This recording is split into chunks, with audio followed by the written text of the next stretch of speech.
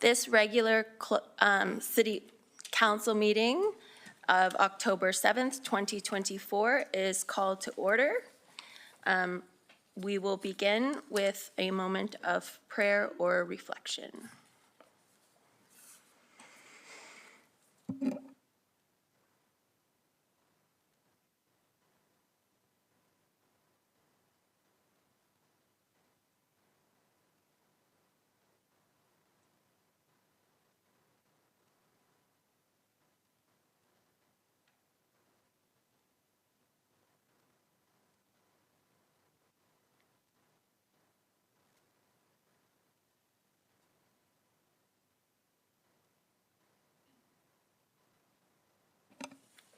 Thank you. Now read our land acknowledgement. The City of Medicine Hat acknowledges that we live and work on treaty territory.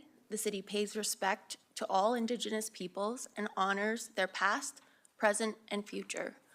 We recognize and respect their cultural heritages and relationships to the land. Item 5, adoption of previous council meeting minutes. And these minutes are of September 16th, 2024. Are there any objections to the minutes? Councillor Van Dyke? Yes, thank you. I have, I think, a correction through the chair, sorry. On page 8, it says Councillor Robbins highlighted discussion that took place during the Energy, Land and Environment Committee meeting. I think it should be Public Services meeting. I think you are correct. That's just a typo, so we don't need a motion to change that. We all agree. So the minutes are approved as amended. And now we'll move on to the adoption of the agenda. Does anyone have anything to add to the agenda? Councillor McGrogan. Thank you. Through the chair, I'd like to add a motion in relation to reimbursement of city manager legal fees. So that will be under new business. So 12.4.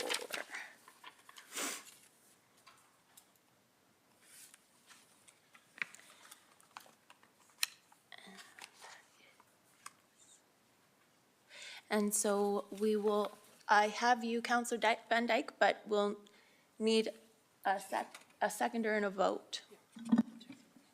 I'll second that. Councillor Dumanowski and, oh, no, I have you on the speakers list. Yeah, sorry. Okay, so we have a mover, Councillor McGrogan, a seconder, Councillor Dumanowski, to add reimbursement of city manager legal fees as item 12.4. Can we vote on that?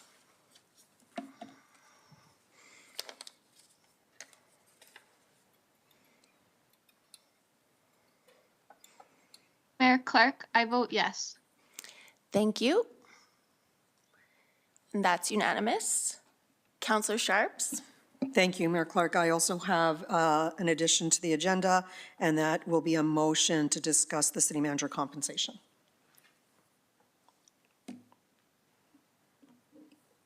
Is there a seconder? I will second that motion. Okay, thank you. Councillor Knodel. That will occur at, if we vote in the affirmative, it will be item 12.5. So we'll vote on the motion to add this to the agenda. I vote yes. Thank you, Councillor Knodel.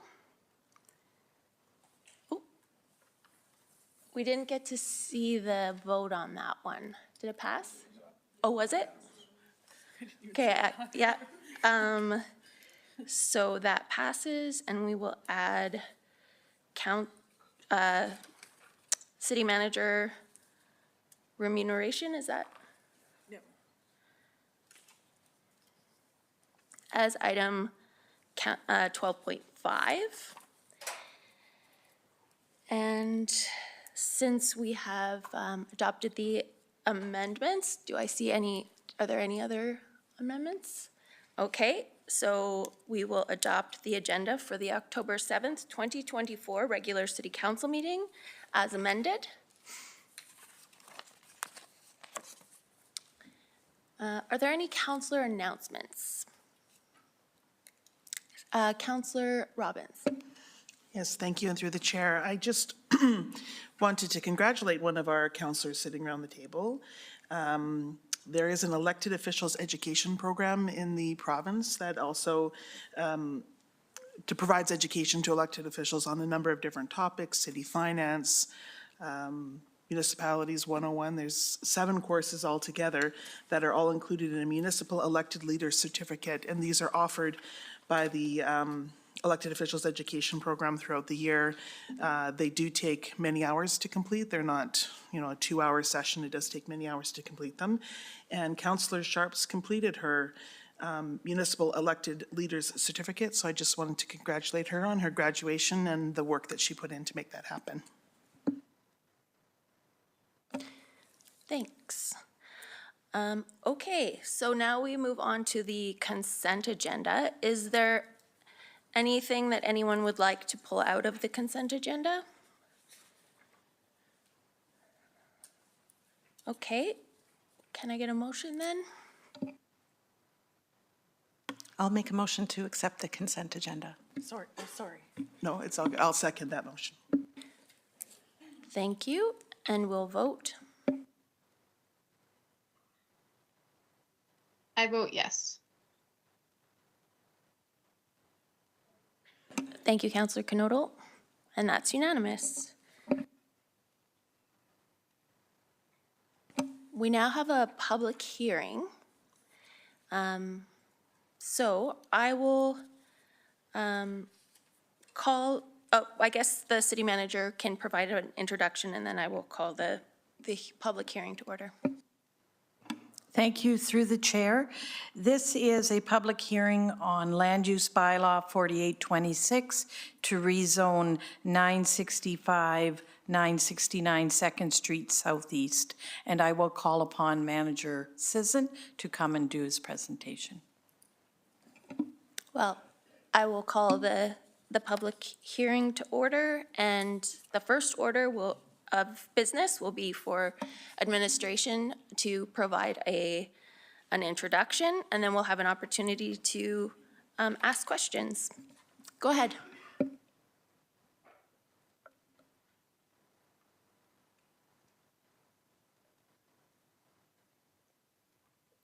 All right, good evening.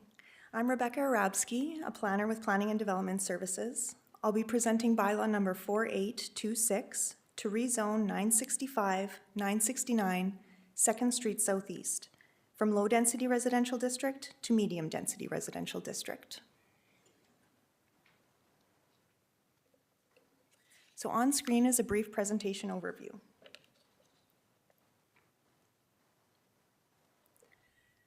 The subject lands are located within the River Flats neighborhood near the downtown core and identified with the thick yellow line on the map. To the northeast is Lions Park, zoned open space and shown in green on the map. Directly north is a new 6-story apartment, which is currently under construction, as well as 2 other apartment buildings, zoned medium density shown in orange. Most properties within this block face contain single detached houses with 1 multiple unit residential development, zoned low density residential district shown in yellow. Directly south and east are more single detached houses zoned low-density residential district. The Viner Center is located to the east and zoned community services district shown in blue. The subject lands are located within the flood fringe, as well as located near services, commercial businesses, and recreational amenities within the downtown.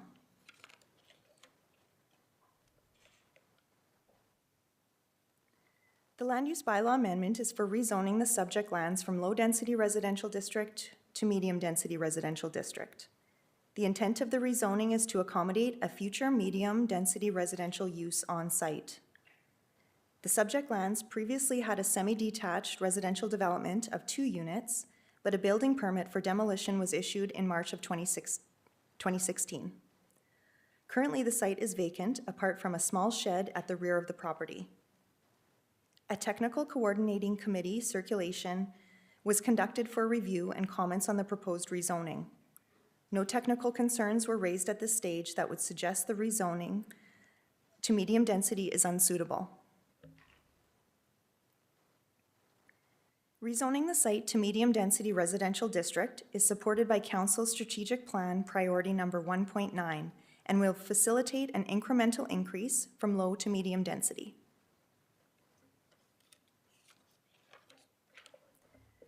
The next few slides will discuss policy documents, starting with the Municipal Development Plan.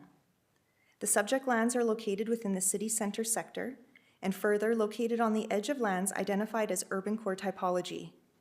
The location is identified with the red place marker on the image on the right of the screen. The city center sector is an area that has existing servicing capacity to accommodate intensification. Rezoning the subject lands to medium density aligns with the municipal development policies, which support diverse residential forms, allows for small-scale redevelopment of vacant infill sites, and allows for missing middle housing types, which support sensitive increases in density and affordable housing options. Elaborating on Section 4, Where We Grow, this is the Urban Intensification Areas Map from the Municipal Development Plan, identifying the subject lands within a major intensification node.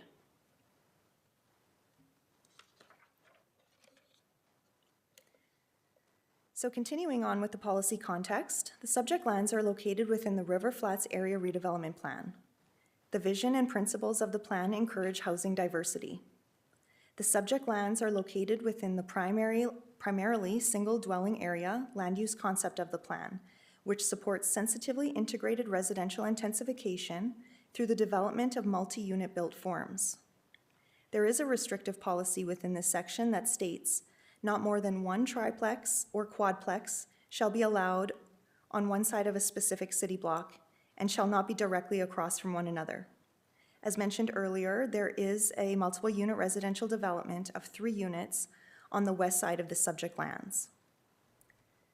The subject lands are also located within the Parks neighborhood of this area redevelopment plan, which supports sensitive infill development that can take advantage of local amenities and commercial and recreational activities.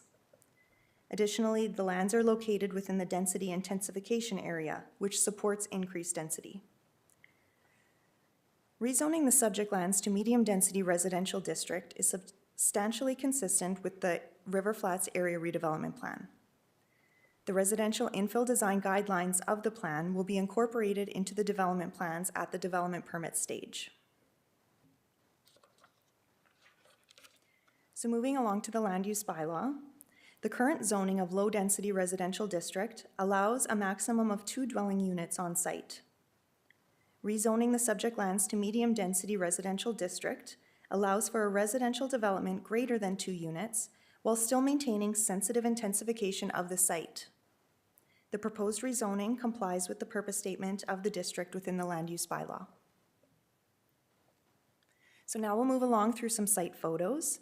This is a drone photo looking east of the subject lands outlined in yellow.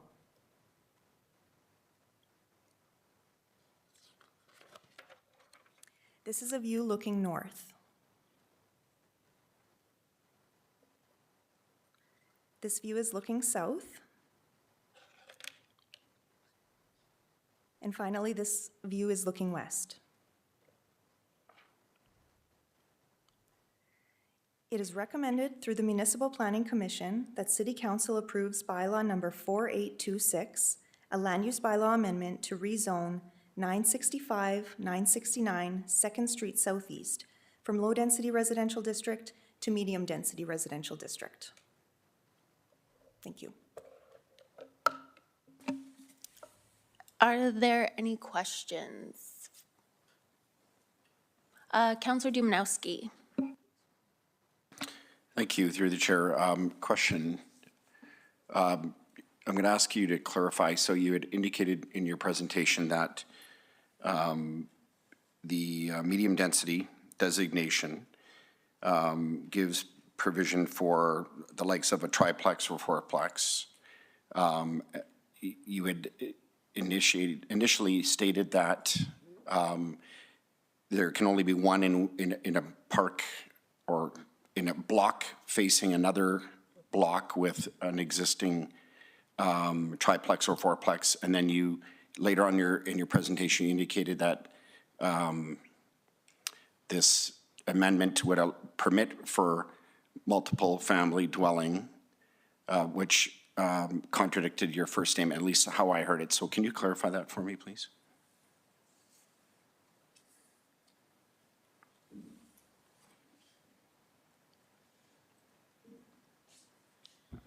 So through the chair to Councillor Dumanowski, with this particular development, it does, the Riverside Area Redevelopment Policy does state that there's one, it says there should only be one multifamily per block face, or if there's one on the opposite side of the street, that it shouldn't be in alignment.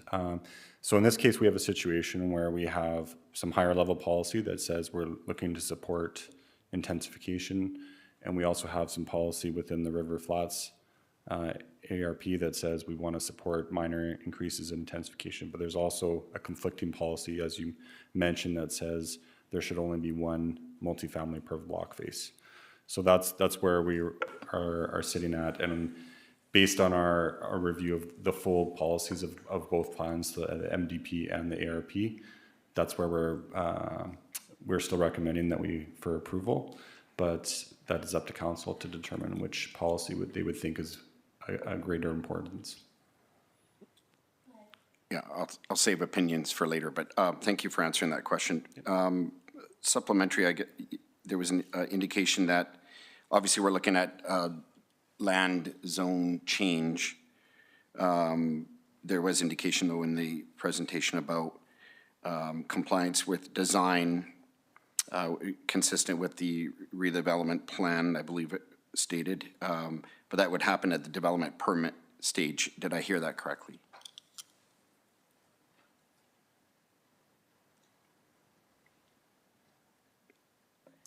So through the chair to Councillor Dumanowski, that is correct.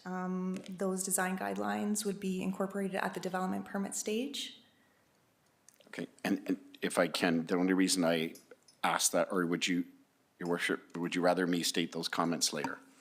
Yeah, and we can still have administration Okay, available to. I'll save them then. Yeah. Thank you. Okay, thank you. I don't see any other speakers on the list, so I'm going to ask the city clerk to provide the notification report. Thank you, Your Worship. Bylaw 4826 to amend land use bylaw to rezone 965 and 969 Second Street Southeast to medium density residential district. Bylaw 4826 received first reading on September 3rd, 2024.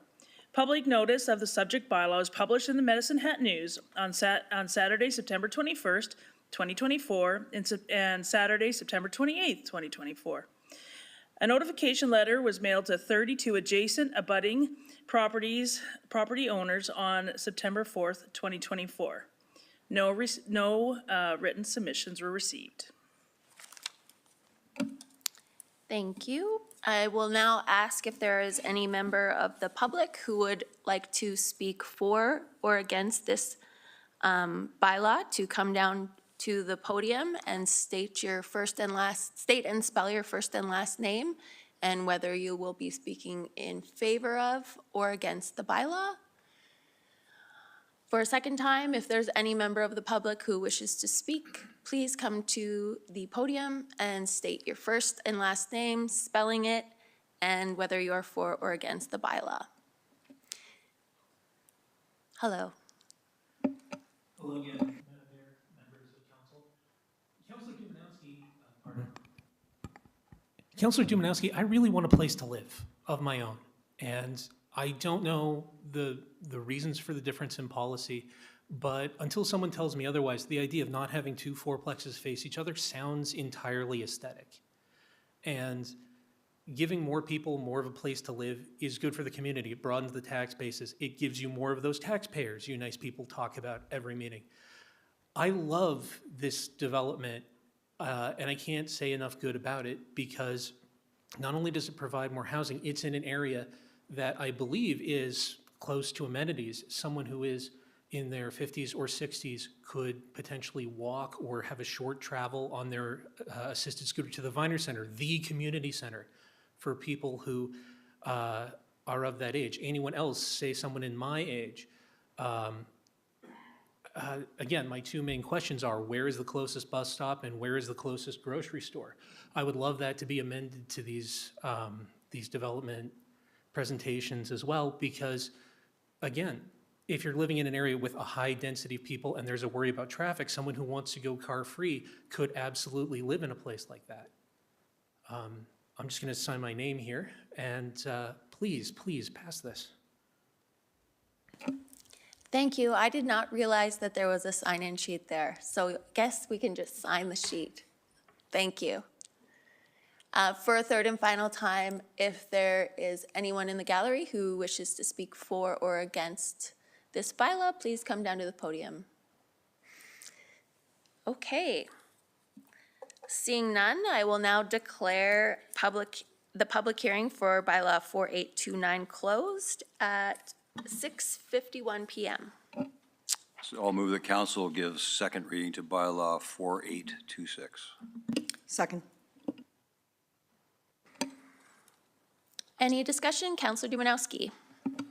Thank you, through the chair. I hadn't even given my opinion yet, but I will respond to your comments. For me, just to build on the questions I asked around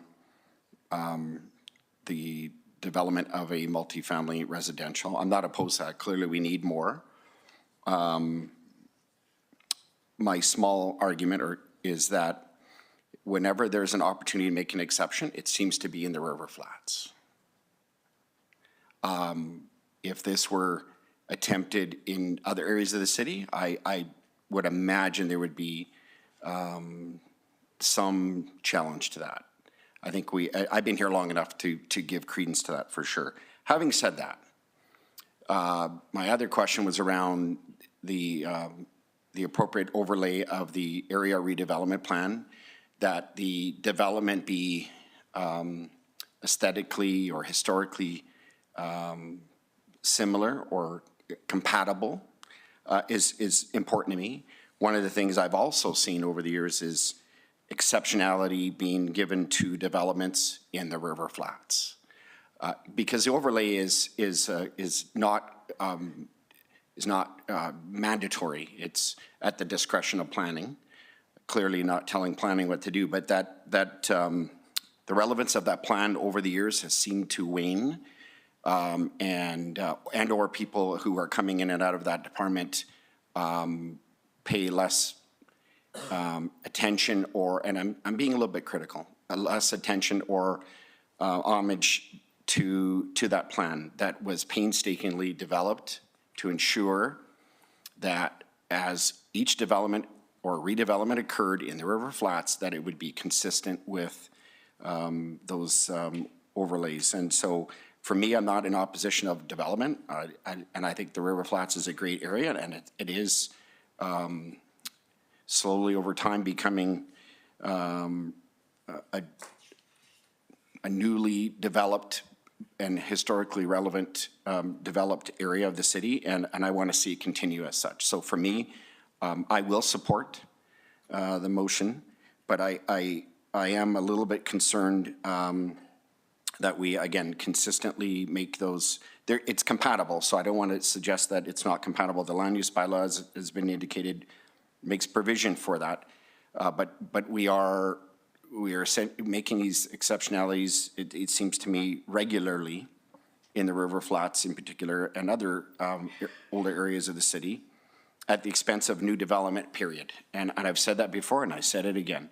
And I'm okay with that as long as it's done in a fashion that honors, and I want to be clearly on the record, honors the overlays associated with the River Flats redevelopment plan in its entirety. Thank you. Councillor Robbins. Thank you, Mayor Clark, and through the chair. Thank you, Councillor Dumanowski, for defending my neighborhood, and this is my neighborhood. This is not far from my house. I'm not one of the 22 abutting people who received a notification, but I've walked past this parcel of land. I remember the man who lived there and his sweet dog, Hannah. So the fact that it's been empty for quite some time and just sitting there since 2016 weighs heavily on my mind about what should the decision be here. I am going to support the change as well that's proposed for a couple of reasons. The main one being the one policy that is sort of restricting here or causing the conflict is about, doesn't make a lot of sense when there's a multi-story apartment building going right across the street. So I think in certain neighborhoods, if you had 2 fourplexes or they're on the same block, that might impact the neighborhood into parking, maybe many other things. But given the fact there's a large apartment that's already approved going across the street, I don't see the same issues here, although I certainly like the River Flats redevelopment plan, and I wish that we heard about it more and promoted it more and honored it more, I think is the exact right way to say it. I would note for Mr. Oraj that the walking down there, as I often do with my dogs, it's about a block from the nearest bus stop. There's a bus stop right outside of the Viner Center, so that's as close it is. Your nearest grocery store is the IGA, just maybe 3 blocks from there. So, and then of course, if you live in the flats, you know you have access to all of the parks. You have Strathcona Center as well, and of course Strathcona Pool, the courts there.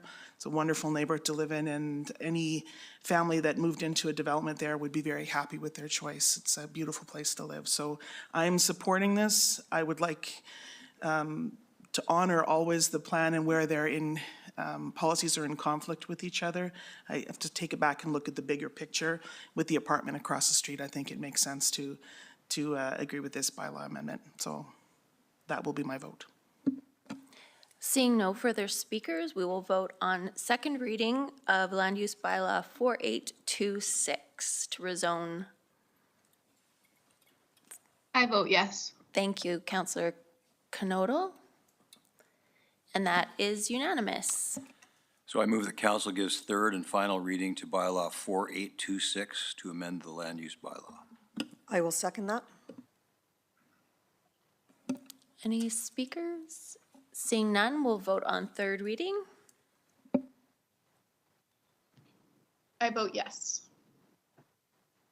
Thank you. And that's unanimous. Next, we'll move on to item 9.2, road closure bylaw 4829 to close a portion of Bell Street. And this is also a public hearing. And so I will call the public hearing to order and ask that administration provide an introduction. Thank you through the chair, and I will turn it over to, who's coming? Everybody's here? City manager, she's online. Oh, she's Manager online. Buck- Sorry, thanks, Rochelle. Leslie, are you with us? Oh, Randy here. Randy. Oh, hi, Randy. I'll turn it over to you. Sorry, we just can't see you yet. I know you're up there. All right. So Land and Real Estate received a letter of interest from Haven of Rest. They are seeking to purchase 0.114 hectares of Bell Street at the fair market value of $32,400. And this is in order to support the redevelopment project they have for a seniors care facility at that location. The road right-of-way is shown in the agenda packet, and it provides access to the purchaser's property, but is not required to access other parcels, and it does not benefit any of the other property owners. There are utilities in the road right-of-way, some of which are being relocated or worked on as part of this project, and the intention is to register those within a utility right-of-way to protect those utilities. And with that, Land and Real Estate is recommending that council approve the road closure bylaw, and then also authorize administration to execute a real estate purchase contract for the sale.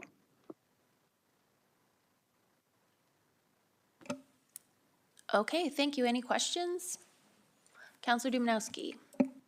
Through the chair, just to clarify, so there is a utility right away.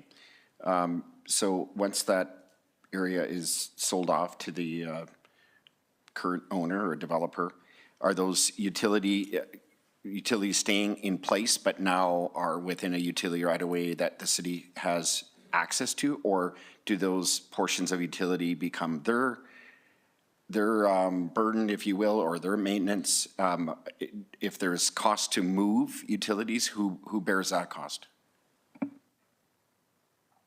Through the chair to Councillor Dumanowski, there are a few of the utilities that are being relocated as part of this project, and that is at the cost of the developer taking on the development project. The utility right-of-way otherwise is registered over the utilities that are existing as they are today, and that also cost is borne by the potential purchaser looking to take on this project. Thank you. Councillor Robbins? Yes, thank you, and through the chair, I just had a question about something on the map, just so I fully understand. Sorry, I just had it and then clicked off of it, I apologize. It was on page 122 anyway of the package. Right, it's the photograph with the sort of key-shaped outline of what Bell Street is. So just confirming what I'm seeing here, is Bell Street doesn't go anywhere.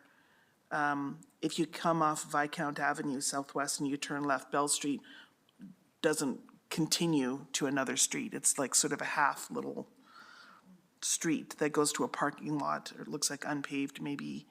Is that, I just want to make sure I'm visualizing the site correctly. Through the chair to Councillor Robbins, that's correct. There was a previous road closure that closed the remnant piece that went all the way through for Bell Street. So you're correct. It is just the key-shaped piece that is remaining. It only accesses the Haven of Rest site itself. Yeah, I think that when I was campaigning, I went out there to drop off from some pamphlets and totally messed that up. I remember circling around. So thank you very much for clarifying that.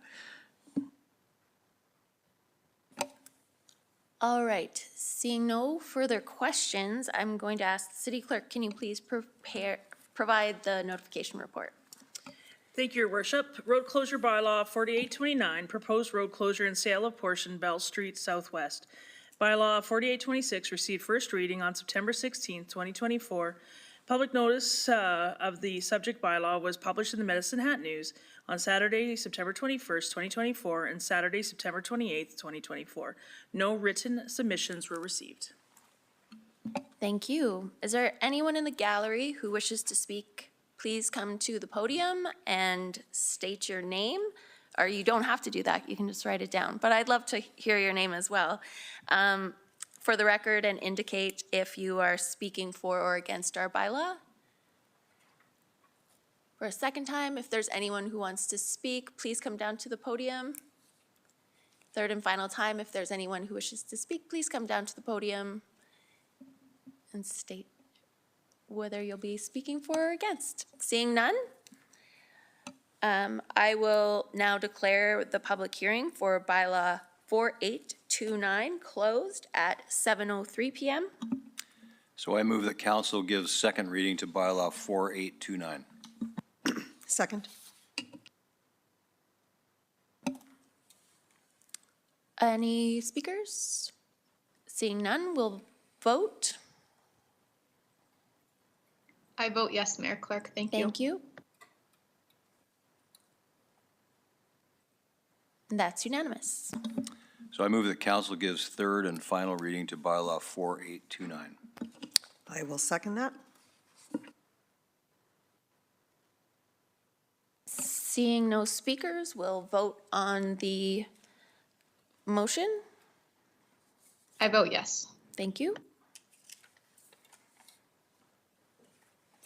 And that's unanimous. The next item on our agenda is, we're at unfinished business. So bylaw 4792 to amend electric utility bylaw 2244. The sponsor is Energy, Land, and Environment. And first reading occurred on September 16th, 2024. City Manager, please provide an introduction. Thank you, and through the chair, this is a bylaw to update our electric fees, and I'll turn it over to Managing Director Pancoast for further explanation. Thank you, through the chair. Yes, this is, we have two bylaws, but we'll start with the electric utility bylaw, and there is a fairly comprehensive adjustment to the bylaw to reflect changes in operational practices, better alignment with codes, and more. And we have members from our team here to walk us through specifics, including a presentation. So I'll introduce Manager Sanford in order to walk us through. Thank you. Thank you and good evening. So in this presentation, I'm going to provide some brief background information, identify the proposed changes to the bylaw, and highlight the congruence with Council's strategic plan and discuss the regulatory framework. For a background, the current electric bylaw 2244 originated in 1982 and has been amended by 13 previous amending bylaws. The electric rates outlined in bylaw 2244 have been recently updated through bylaw 4796. This proposed amending bylaw incorporates these rates without any modification, ensuring that the rates and fees remain consistent with those established in the current electric bylaw. This amending bylaw incorporates all previous revisions made to date, introduces new definitions, adopts gender-neutral language, and reformats the content for better clarity. It also updates references to current codes and regulations to align with operational practices. So what's changed? Revisions have been made to several definitions in the current electric bylaw to ensure clarity and consistency with the other bylaws and to reflect the latest provisions of the Alberta Electric Utility Code, which was updated in 2022. Additionally, certain terms have been revised to align with the definitions in the National Standard of Canada S801, effective as of April 1st, 2023. This update also introduces new definitions into the bylaw, such as utility bill. The term operator of utility system is used throughout in place of electric utility or supply authority to align with current terminology specified in the code. And the point of supply definition has been updated to align with the operational requirements outlined in the customer connection guide, specifically regarding the demarcation points among the different sections of the code. The definition of a utility employee has been updated to be in line with S801, which outlines the safe work practices for electric utilities and rural electrification associations. Readability has been improved in the new bylaw by reorganizing the existing content within the identification section. And Section 20C has been added to address ground disturbance, clarifying industry practices for excavator safety, the protection of electric system assets. This section emphasizes damage prevention, cost accountability, and the importance of not backfilling damaged areas. Sections 22 through 26 have been expanded and clarified under access to facilities to ensure alignment with utility obligations for the safe supply of electrical energy, enable staff to fulfill the revenue meter testing program obligations as mandated by Measurement Canada, carry out vegetation management and equipment maintenance in accordance with the utility code or to address safety concerns, and provide necessary access to equipment for outage restoration. Part 18 has been updated to include provisions for self-supply with export sites, positioning the city to accommodate net-to-grid generation. This serves to future-proof the bylaw in anticipation of potential regulations stemming from Bill 22, particularly concerning generation capacities exceeding 5 megawatts. Sections 58 to 62 have been added to introduce a bylaw enforcement section, complete with a schedule for minimum and specified penalties, bringing it in line with other recent city bylaws, such as the Public Road Bylaw, the Fire Service Bylaw, and the Safety Codes Permit Bylaw. Under this new framework, penalties would be administered by bylaw enforcement rather than the utility. While the utility may provide recommendations, the final determination of penalties would be made by bylaw enforcement. So why is this important? It aligns with Council's strategic plan, specifically service orientation. We're committed to refining our policies, procedures, and technologies to align with the evolving needs of our users. These enhancements are designed to not only improve clarity and ease of understanding, but also delineate more clearly the responsibilities incumbent upon the utility provider and the expectations placed on the customer. Partnerships and governance, we strive to uphold the highest standards of governance. To this end, we establish clear benchmarks that measure our successes.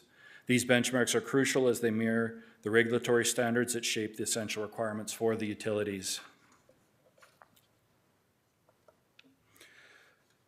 So the purpose of the bylaw, this amending bylaw ensures uniformity across electric utility service area, specifically in terms of billing processes, authorization for work on electric utility infrastructure, and servicing responsibilities.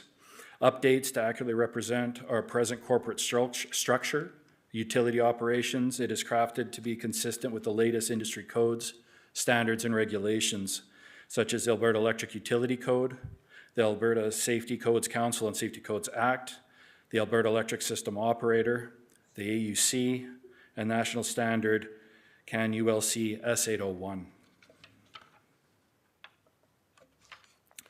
Well, for recommendation, it is recommended Council pass bylaw 4792 to amend bylaw 2244. Thank you. Thank you. Are there any questions? Councillor McGrogan? Yes, thank you. And through the chair, thanks for the presentation. I'm just wondering for the average ratepayer out there, other than the penalties that are new, does this represent any new costs, this portion of the bylaw, to our ratepayers? Through the chair to Councillor McGrogan, no, there is no new costs. It is a lot of readjustment of terminology and best practice. Thank you. And just one follow-up. In relation to bylaw enforcement, has there been any discussion with our bylaw enforcement folks about their engagement in this particular bylaw? I am not familiar if we have had any. I would have to get back to you on that piece. Councillor Dumanowski? Thank you. Through the chair, lots of red lines here, lots of changes. Certainly speaks to what you already said in bringing it up to, I don't want to say code, but in lay terms, bringing it up to the conditions of the day, the terminologies, requirements, et cetera. You also use the words clarity and ease of understanding. So first question is, and I'm not presupposing there's a significant change embedded in here, but those, for example, with microgeneration, I noticed there's some terminology, some changes there, and minimums, and there are other users. Is any of that different in this amended bylaw, or if so, how does the average person become aware of these kinds of changes if it's going to have a significant impact on them? If they are currently a microgeneration user, for example, are there any changes here? How do we communicate this out, other than everybody that in TV land that's watching council or reads the excellent reporting in the Medicine News? How else do they become aware of these changes? That's my first question.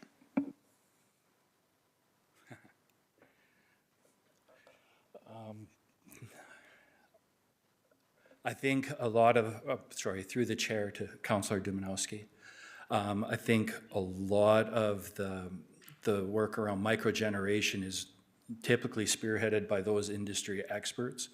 It's usually, from my experience, where the customer would reach out to a certified installer or somebody of that nature who there would be a lot more familiarity and an intent to gain familiarity. But aside from that, I think there would have to be some effort placed into communication. No, I appreciate that. The word communication goes both ways for sure, and I'm not suggesting we have a duty to hand deliver every amendment to everybody. There is a duty on the part of those who are affected to become aware, and your answer was very good, that they work through a certified person who would be up to speed on all that. So that I appreciate that. My only other question is clarity around under installation number 9,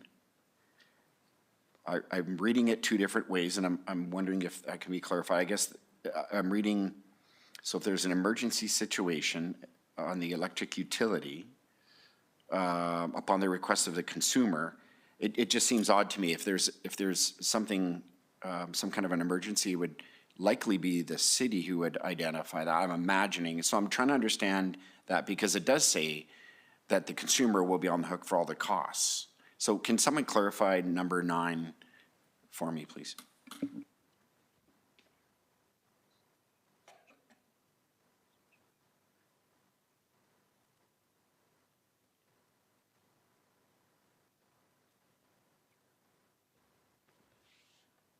Through the chair to Councillor Dumansky. So in item 9, the emergency situation that is actually stipulated in there, it tends to be around commercial installations, and it's really intended to assist with that customer if we are there for some sort of maintenance, say on the metering equipment, and they require assistance in terms of operating a breaker, operating a switchgear, we will assist. If I could, through the chair, I'm going to use a situation that I heard of, and I don't, if anyone comes to me after and asks for specifics, I don't have them, but I know I had this brought to my attention in the past where there was a meter, for example, this was a residence, where a meter was setting off some kind of alarm or signal that it was going to overheat, or it was overheating, or had the potential to blow up, I don't know. The city responded. The city approached the resident, and there were repairs done, and then the resident was told that they would be on the hook for repairs or something to that effect. So when I saw that, it kind of reminded me of that situation, and I was curious if there was any similarity there to that situation. And I'm hearing this is more commercial versus residential, or does this apply for both groups? So, through the chair to Councillor Dumansky, in that situation, that would be considered a hot socket, is I think what you're referring to, in a residential unit. The point of demarcation is essentially the lugs on the meter base. So the meter base itself is owned by the home owner. Typically for a hot socket, the utility will attend because we get an alarm. We'll work with the homeowner trying to make sure that they are safe. In the event that the meter base has to be repaired, they have to hire an electrician, given that it is their infrastructure, to repair, and then we come back and restore service. I'll take that debate another day, but I appreciate the clarity on number 9 today. Thank you. Councillor Hirsch. Thanks. So appreciate, again, the presentation and the clarity, I guess. I was trying to look, and I was actually in that section 9 as well. Moreover, just talking about some past requests that I've received relative to, I guess, servicing of duplex lots way back in the day when it was a single line in. And now we're finding that there's been debates in terms of homeowners to say, is that my service line that I have to pay for, or is it something, now that there's been new regulations, and I'm getting feedback saying the consumer is stuck with the bill, but yet, so help me understand, I know there was a few different issues that popped up on that. So is that gray area clarified to be black or white now, or is that still somewhat of a debate as to responsibility?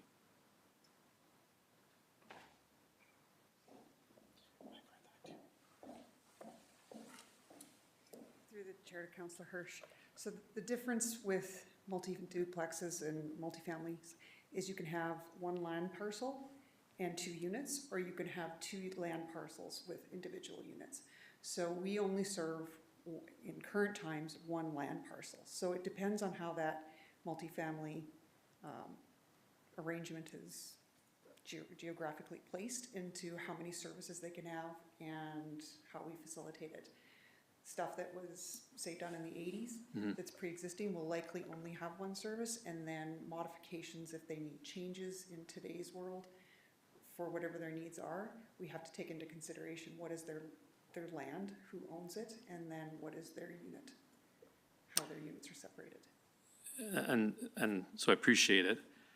I don't know if I got exactly the answer I was trying to understand, but the only thing I understand is that when, so for example, a specific example that I understand was that a person was trying to sell their half of the duplex and unknowingly, for many years, did not realize that there was the single access point, and then realized later on, much to the chagrin, that there was a, I don't know, tens of thousands plus bill coming to them as a result, and then the work needed to get done prior to the sale of the property. So I'm just trying to understand, not specific cases, but is this been adequately dealt with within the bylaw, or is it still kind of an outstanding issue that you're just doing, or we collectively are doing some catch-up on, or what? A condition like that might have something to do with insurance and the type of amperage that they have. So there could be other conditions that would need to be addressed that are unique to that property. Right. Not as a common practice. So does that give any, so I guess what I'm hearing from you is it's done on a case-by-case basis, is that fair? Okay. I just needed to understand if that's, I know it's still a bit of a challenging event coming from what was done in the 80s to today, I get it. Doesn't seem that long ago for me, to be honest, but anyway. So I appreciate that it's just done on a case-by-case. I just didn't know if that was articulated, and I was trying to find it in the bylaws relative to where we're at today, so thanks for that. Councillor Van Dyke? Yes, thank you, through the chair. I'm wondering if Managing Director Pancoast could maybe speak a little bit to Councillor Dumanowski's question regarding the power production, because I believe that that section is related to larger power producers than residential solar power producers. Yes, thank you through the chair to both Councillor Van Dyke and Councillor Dumanowski. I can confirm that the spirit, intent, and rules around microgeneration have not changed. What we have added is the ability for self-supply of supply larger than 5 megawatts to enter into our grid on the condition that we have an appropriate agreement with that net to grid selling party. That really stems from what was referenced as Bill 22 has since been proclaimed into Order of Council. So the Electricity Statutes Modernizing Alberta's Electricity Grid Amendment Act 2022 was proclaimed earlier this year. And wherever possible, we try to mimic what's happening in the rest of the province so that we can provide our customers with the same competitive opportunities that they may see outside of the city. So this allows us to accommodate those situations while still protecting our exemption under the Electric Utilities Act. But it does require a contract with the city to make sure that the two parties would have an ability to manage that appropriately going forward. All right. Seeing no further speakers, can I have a motion? So with that, I move that council gives second reading to bylaw 4792. And I'll second that. All right, is there any discussion? All right, seeing none, we'll vote on the motion. I vote yes. Thank you, Councillor Knodel. That's unanimous. Turn it off. This time I move that council gives third and final reading to bylaw 4792 to amend the electric utility bylaw. I'll second that. Any discussion? Seeing none, we will vote on the motion. I vote yes. Thank you, Councillor Knodel. And that's unanimous. Next up, 10.2, bylaw 4801 to amend gas utility bylaw 2489. And first reading of this bylaw occurred also on September 16th, 2024, and you can go ahead. We have a presentation for this one as well for gas bylaw. It follows very much a similar pattern as the electric.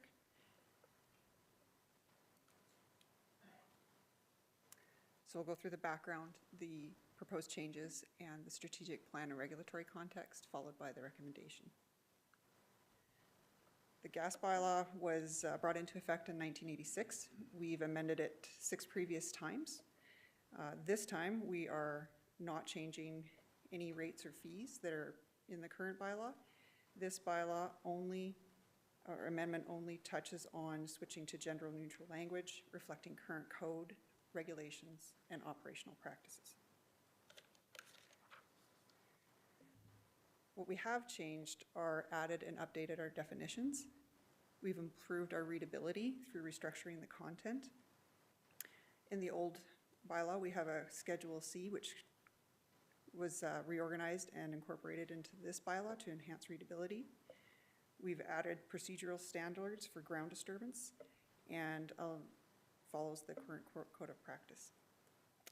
We've also clarified what relocations and removals are for a gas service, and we've included bylaw enforcement section, which aligns with the other city bylaws that have this.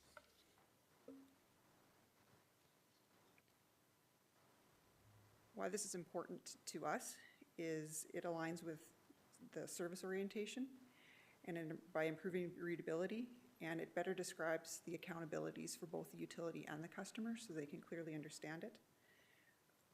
Along with item 4.7, which is partnerships and governance, we're trying to reflect our current regulatory standards which guide our utility.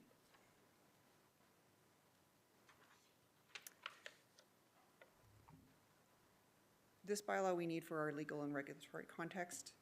We're going to try and maintain consistency with our billing, our authority to work on our gas utility, our servicing responsibilities, and reflect all of our current standards that are in place for the gas distribution utility, which is the CSA Z662, RB 149, and regulators, the AER and ARU.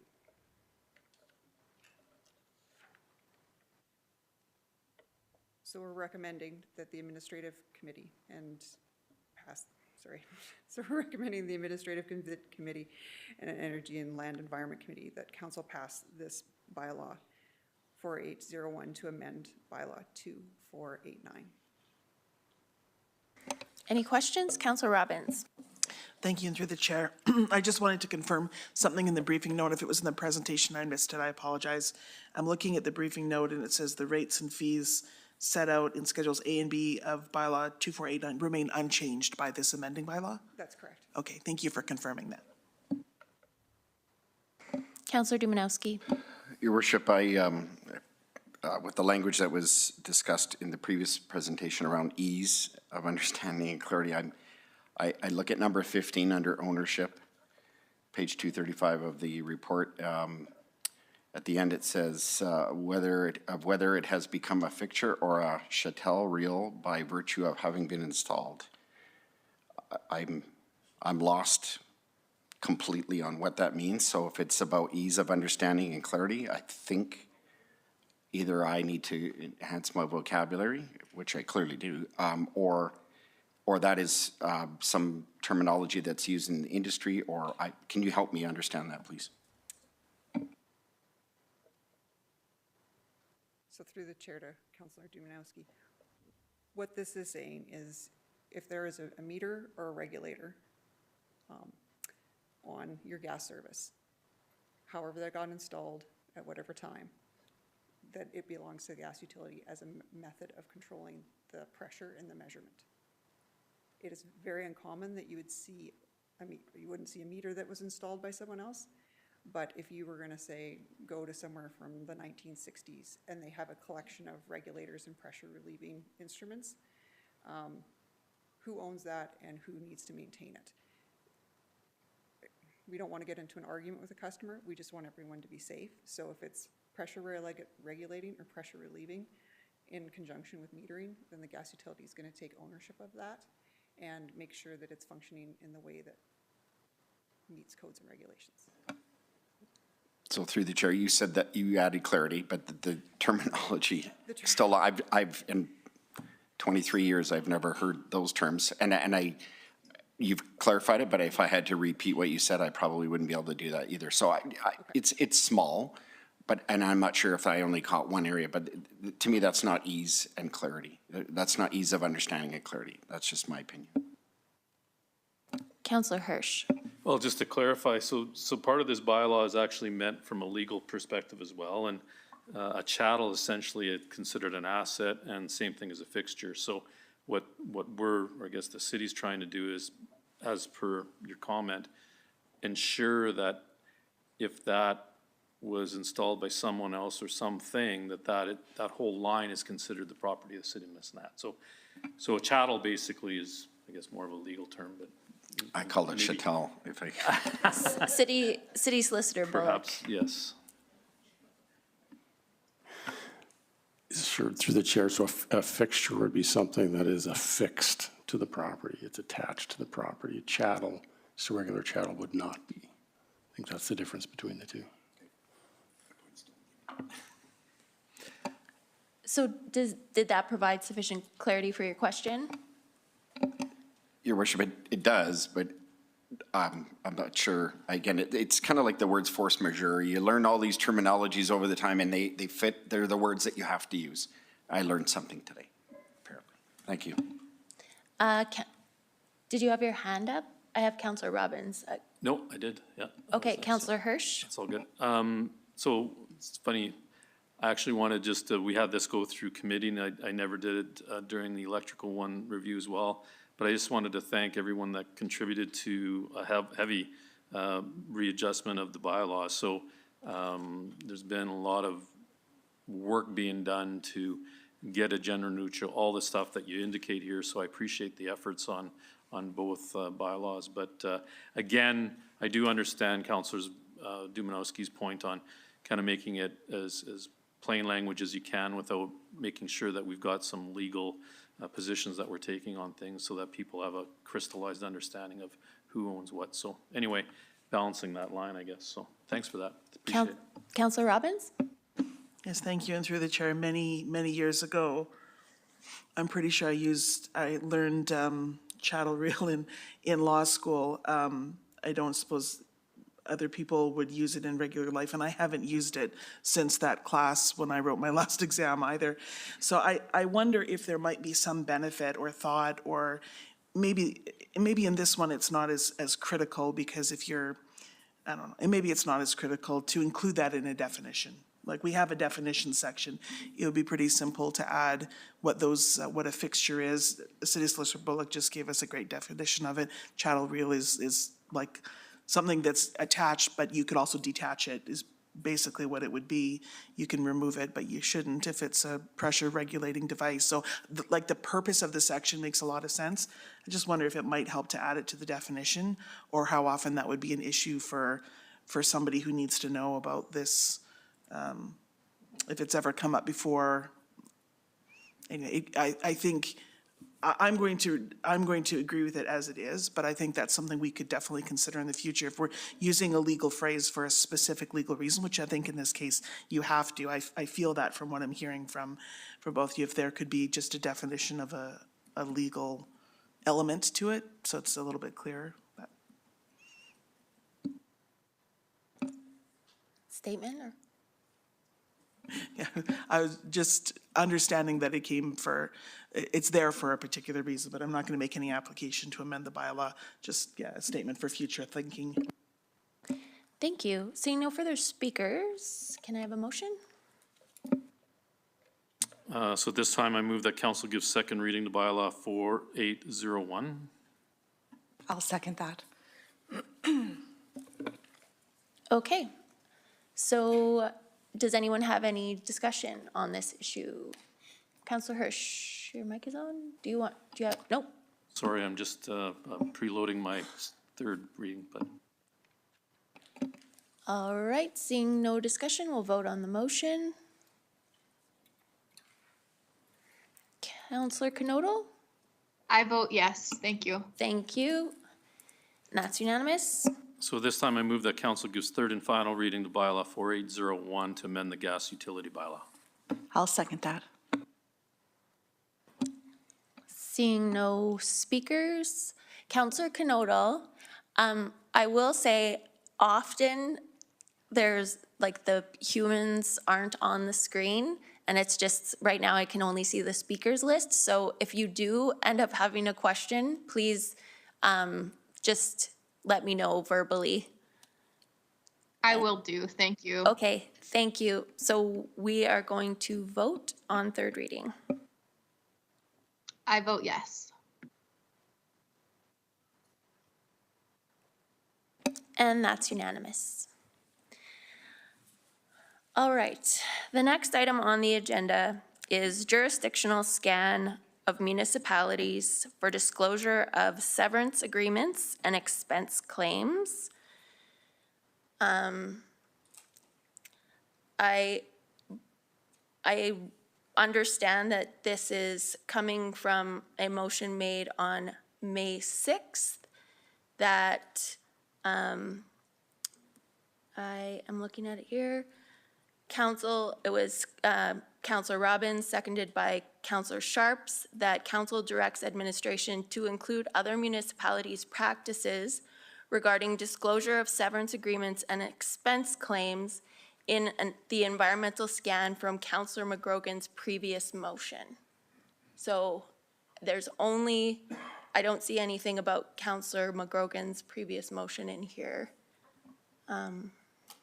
So I will turn it over to City Manager Mitchell for an introduction. Thank you. Through the chair, this is from Councillor McGrogan's notice of motion, and there was also other notice of motions, which I believe one was yours, Mayor Clark, from February. No, the one I read, it was in relation to my written inquiry. I didn't make this motion. This motion was made by Councillor Robbins, seconded by Councillor Sharps. Same meeting, though. Okay. And it states that council direct administration to include other municipalities' practices regarding disclosure of severance agreements and expense claims in the environmental scan from Councillor McGrogan's previous motion. Thank you. And I got that. Director Koken is here. We did do a jurisdictional scan. This item is for information. There isn't a presentation, but if there are any questions, Director Koken is in attendance to answer any questions. Thank you. I have one question. I provided extensive information on, including case law, regarding what is the OIP, the Office of Information and Privacy Commissioner has already required municipalities to disclose upon request. And those cases I provided outlined requirements, the OIPC requiring municipalities, public bodies to release expenses upon request and severance upon request. And I'm just wondering if you found that those cases I provided were not good law for some reason. Thank you. Through the chair, Mayor Clark, no, that actually, that was not at all anything that we did take into consideration. We took the request for the motion quite literal, and we did reach out to municipalities. It was quite an extensive process. So apologies if that was something that was missed on our end. That would definitely be myself and my team that we missed. But we took the disclosure of severance agreements and expense claims and reached out to the 9 municipalities to get their input. So that was the direction that we took from this. So it wasn't in response, the information we have is not a municipality receives a request for that information. It's just whether they disclose it as a matter of policy.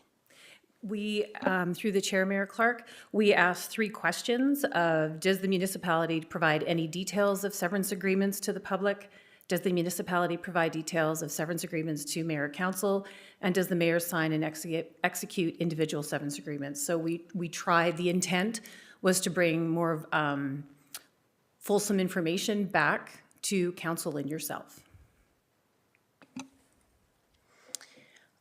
All right, I would suggest that one comment I would have on this briefing note is that these municipalities certainly would disclose that information if they received a request pursuant to the Freedom of Information request, as I outlined in my briefing note from February, March, or I'm pretty sure February, March. So, but again, this isn't the information that I requested. This isn't a request by Councillor Robbins and Sharps. Councillor Robbins. Yeah, it was my motion, but passed by all of council, not me specifically. But what I was, sorry, through the chair, what I was seeking is I often ask for understanding what other jurisdictions do so that we can understand what best practices might be. There's always a lot of other context beyond what other jurisdictions do when we make decisions. So I feel like this information has answered the questions I had purely about jurisdictional scan. I think there's bigger questions to answer about this, but this is the information I was hoping to receive so we can have those other conversations. So thank you for submitting it. Okay, thank you. Do you know that? Okay, we will just accept this for information then, seeing no further discussion. Next, item 10.4, estimated person hours, budget for written inquiry. So, an introduction. Thank you. The request was for understanding what the cost would be for the person hours to find out this data, and I will again turn it over to Director Koken to outline the process. Thank you. Great. Thank you. Through the chair, Mayor Clark and council, we took the 6 items that was listed in the February 20th written inquiry, and I identified with another director who would be taking on this work, and what we did was we averaged out what an hourly wage would be to calculate this kind of work. From the finance perspective, I spoke with one of the directors as to how many hours it would take their department. We assumed how many hours it would take within the People Services Department. So this was the breakdown that we brought together. Just to point out, for item 1 and item 4, the hours are quite, they're bigger than the other items because we actually don't have that information at hand. We would actually have to develop that reporting. So we averaged out an average wage with the hours, and this is what we came up to be. So it's not an exact science for sure, but this is on an average of what we'd be looking at if we did have to take on this work. Councillor Robbins. Yes, thank you, and through the chair, thank you, Director Cohen, for this information. I have just a couple of questions about it. One, maybe just one question. So particularly, well, I guess they're all by year. If the request was only from the time that this council was council, would the numbers go down proportionally? Do you know what I mean? Like if we weren't asking for 2020, we weren't asking for anything up until October 19th, 2021, would those numbers then go down proportionally? Through the chair, Councillor Robbins, yes, they would.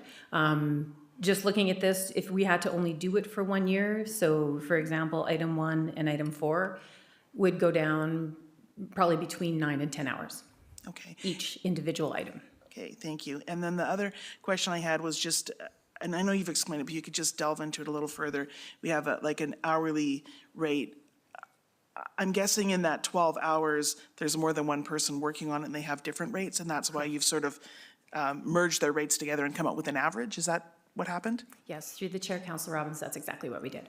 Okay, thank you very much for providing the information. I feel like it answers the question about information that we asked. I think, again, there's further discussion to have of what to do with this information next, but I appreciate you bringing it to us and the amount of time it took to do that, so thank you. You're welcome. Councillor Sharps. Thank you, through the chair. So just further to Councillor Robbins' question about just maybe if we did just the years that since we were in, I guess my only concern would be there wouldn't be a comparison then. So when we're looking specifically, for example, I know there's been much talk about remote workers, but remote workers aren't really new. It's just new to people that were on social media that this was actually happening. So if we didn't give those 20 and 21 numbers, there would be kind of a false information out there because it wouldn't show the full, or am I misunderstanding what you're saying there? Because I guess my fear is that they wouldn't know what happened in the past, and we're only giving them current information. Correct. Through the chair, Councillor Sharps, that would be the right assumption, that with a more narrow part of the information. I don't think that gives you the fulsome story. I think the 2020 to 23 is actually, those are good years. You've got some fairly substantial data that you can actually put together and take a better look. 1 to 2 years, there's a lot of things that can sway that information as well. So when you have a stronger data set, I think that gives the opportunity to have further discussions and make other decisions that you would obviously be looking for. Thank you. And then just further to that, I guess my last question would be, you said earlier that this data isn't available from years ago. Can you kind of walk us through why? Through the chair, Councillor Sharps, it's there's some challenges within our system to pull the data. So that's why the increase in hours is because it would take a bit more work. It's just not readily available. We don't have it in a report that we can just pull. We actually have to build all the reports out. Thank you. Not for, oh, pardon me, sorry. Yeah. Through the chair, not for everything, but for some of it. Right. No, I understand. Thank you very much. You're welcome. Okay, thank you. I just have some comments directed for discussion with this council. And I've written them down because I do feel kind of upset about this situation. On February 20th, 2024, I sent a written inquiry to the city clerk, council, and city manager via email requesting that certain financial information be provided to council at the March 4th, 2024 open regular council meeting. As mayor, I'm entitled to the information pursuant to my legislated duties and obligations as a member of council pursuant to the Municipal Government Act, and my rights as a member of the public pursuant to the Freedom of Information and Protection of Privacy Act. In fact, any member of the public would be entitled to all or at least most of the information as a member of the public pursuant to the Freedom of Information and Protection of Privacy Act. Notably, I was not asking for a policy change, as Councillor McGrogan did in his notice of motion regarding salaries, and I was not asking for or proposing new programs or asking for novel research with regard to those programs, as Councillor Robbins did in her notice of motion. I was not asking for a policy change at all. Rather, I was merely asking for this information to be disclosed this one time. Instead of being provided with the information I requested, I received emails from the Chief Administrative Officer, members of council, indicating their opposition to disclosing the information. And some of those reasons included that this type of request is disrespectful and unprofessional, the information is confidential, gathering and providing this information is a waste of staff's time, and so on. My request for this information was finally brought before council on April 8th, 2024, where I was asked to provide a written briefing on why I wanted the information and why I was entitled to it. I provided that briefing, which included detailed explanation of the access of information rights in the Freedom of Information and Protection of Privacy Act. On May 6, 2024, again, without the information I was requesting being provided, my request for information came back before council. Again, it was met with opposition and harmful and hurtful accusations against me, questioning my motivations, including that I was asking for this information for personal gain, and that I was sowing the seeds of doubt and distrust and making accusations by merely asking for the information. My request for this information should not have required a council's permission or the city manager's permission, yet a vote was taken and my request was denied. Shortly after, a member of the public asked for the exact information I requested.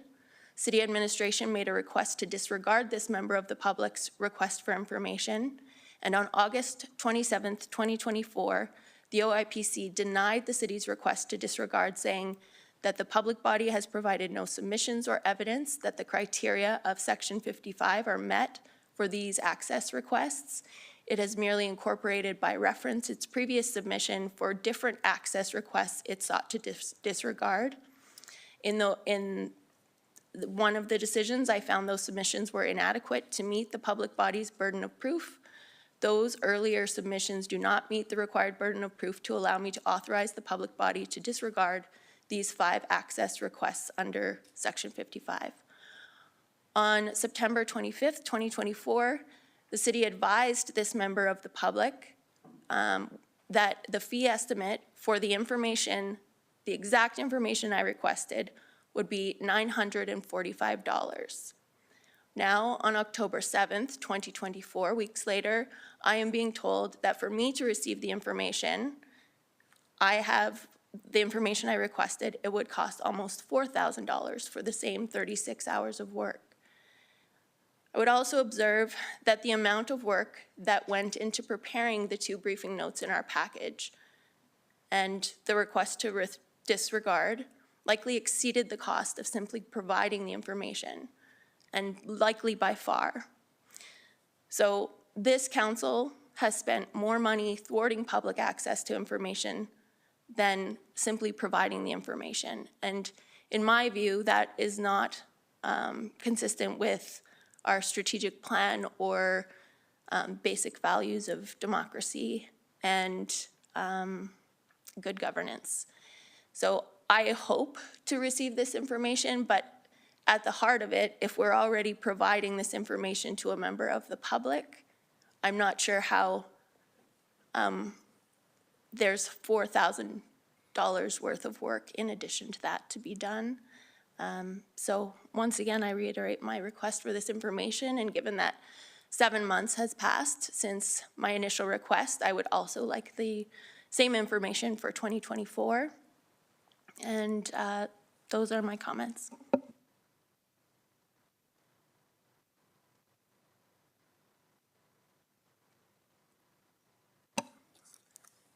Okay, seeing no further speakers. Were you pointing at something? Sorry, I saw Councillor Knodel had her hand up, but she has since put it down. Councillor Knodel?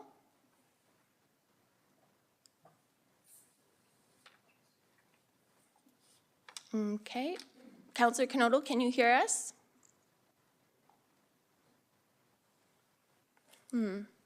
Perhaps she stepped away. All right, so seeing no further speakers and it being of my view that a request for this information is sufficient and does not require a notice of motion or council's permission or the city manager's permission, I am just reiterating my request for this information. And since this briefing note is just for information, we will accept it for information. Item 10.5, reserves and distributable funds. City Manager Mitchell. Thank you, and through the chair, you'll remember that first and second reading occurred on September 16th at our last meeting, and there were some questions and concerns about the bylaw, and I will turn it over to Managing Director Eager. Thank you, City Manager, and through the chair. First of all, I'd just like to note in the recommendation that third bullet should make reference to distributable funds dividend policy 0169, not 0168. So just a correction there. With reference to the previous council meeting, we did take notes of the discussion that took place regarding the bylaw. The bylaw has been amended to incorporate those changes, and I can highlight those changes briefly for council. The first comment was related to the reference to free cash flow, and free cash flow was actually made reference to a particular policy and procedure, and I believe, Mayor, your comment was, should we not define that in the bylaw as opposed to referencing a procedure and what happens if the procedure changes and so forth. So we've done that. We've defined free cash flow and then used that definition within the bylaw. The second comment and change that we made was related to paragraph 6. with paragraph 6. It had stated that city manager will determine the split or allocation of the funding streams. And the comment that we received was to emphasize or specify that that is determined and recommended to council. So council does approve this at the end, and that was always the intent, but I think we put wording in here for clarity.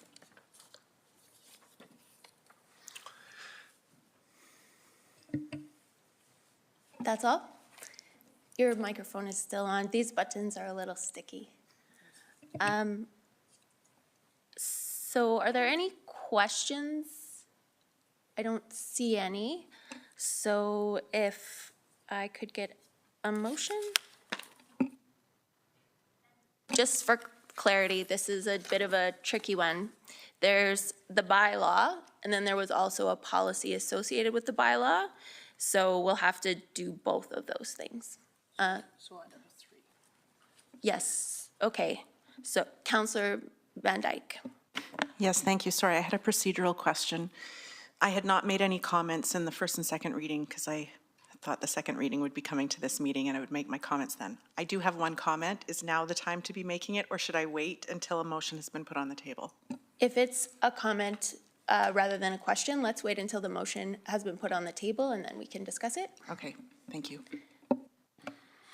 Through the chair, I'd ask that council consider third reading to bylaw 4827 as amended.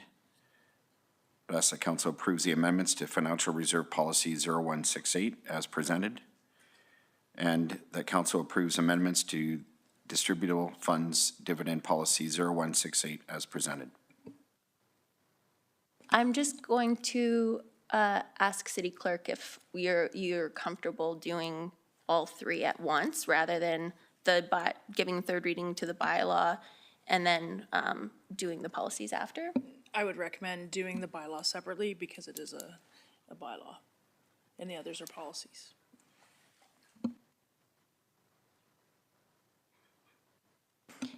In the event that the bylaw doesn't pass or gets amended, then that might impact the next two, yeah. To clarify, then I will move that council gives third and final reading to bylaw 4827 as amended. I'll second. All right, Councillor Van Dyke. Yes, thank you. Through the chair.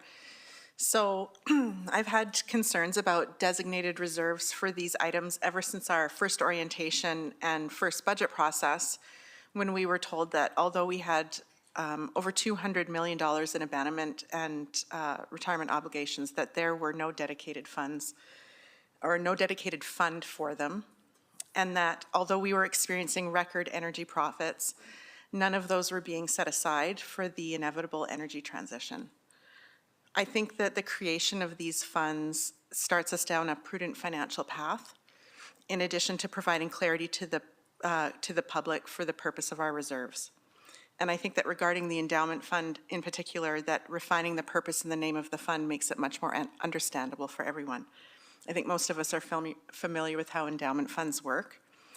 And this will help prevent the idea that the current city balance is available to be spent. So I'm very happy that this has come forward and happy to support it.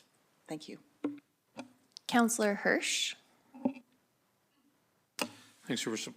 Just, I guess, reiterate the fact that this was a little bit of an audit observation as well, based on the fact that we need to provide more clarity when it comes to our basket of reserves and becoming very descriptive in terms of what the intentionality is for the reserve. I think out there in the public, sometimes there's and I know it to be true, where there's some observations saying, oh, there's just a bunch of money.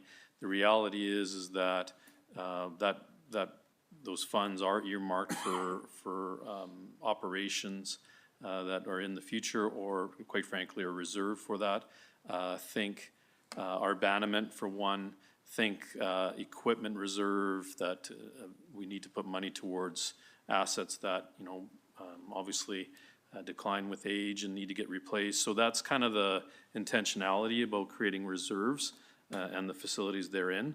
And so I applaud and appreciate the fact that we're looking at this more specifically, and I think it just makes sense. So thank you.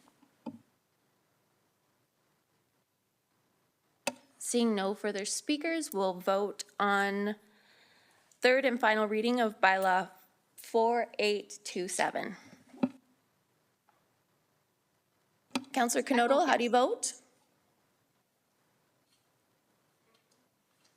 I vote yes. Thank you. That's unanimous. Now, Councillor Dumanowski, do you want to do the motion for the policies? I will do that. To the chair, I move that council approves the amendments to Financial Reserve Policy 0168 as presented and amendments to the Distributable Funds Dividend Policy 0169 as presented. I'll second that. Thank you. So we didn't discuss this one last time. Would you like to provide an overview with some additional information? Thank you. And so if you recall, we did do a presentation that did highlight some of the reserves that we're proposing. I can highlight those points from the PowerPoint from last meeting. So we're proposing in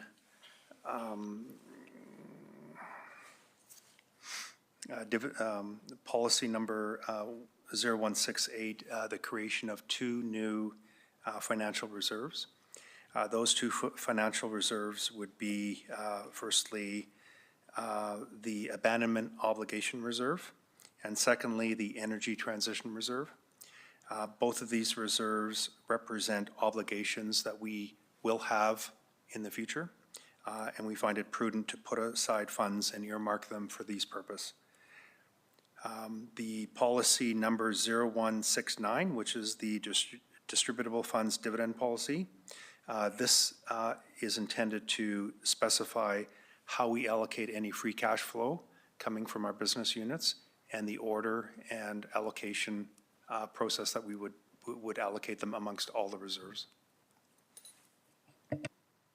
All right, is there any discussion or questions? Seeing none, we'll vote on the motion. I vote yes. Thank you, Councillor Knodel, and that is unanimous. Item 10.6 is the revised Heritage Resources Policy 0144 and repeal of bylaw 4114 Heritage Resources Committee. And this was postponed from September 16th. City Manager Mitchell, will you please provide an introduction? Thank you, and through the chair, this is something that administration has been working on for a while, and I will turn it over to Managing Director Hutter. Thank you, and through the chair, I'd like to invite Acting Director of Community Development, Aaron Nelson, to speak to items 10.6 and 10.7. And Aaron is on the screen. Welcome, Aaron. You can go ahead. Yes, through the chair, just a quick introduction of what this is. So a little bit of housekeeping in many ways. So the revision of the Heritage Resource Policy is to align the policy with our practices, and the repeal of the bylaw of the Heritage Resource Committee, that was a committee that was abandoned in 2021, although the bylaw was never changed. So that is just to align with our current practices.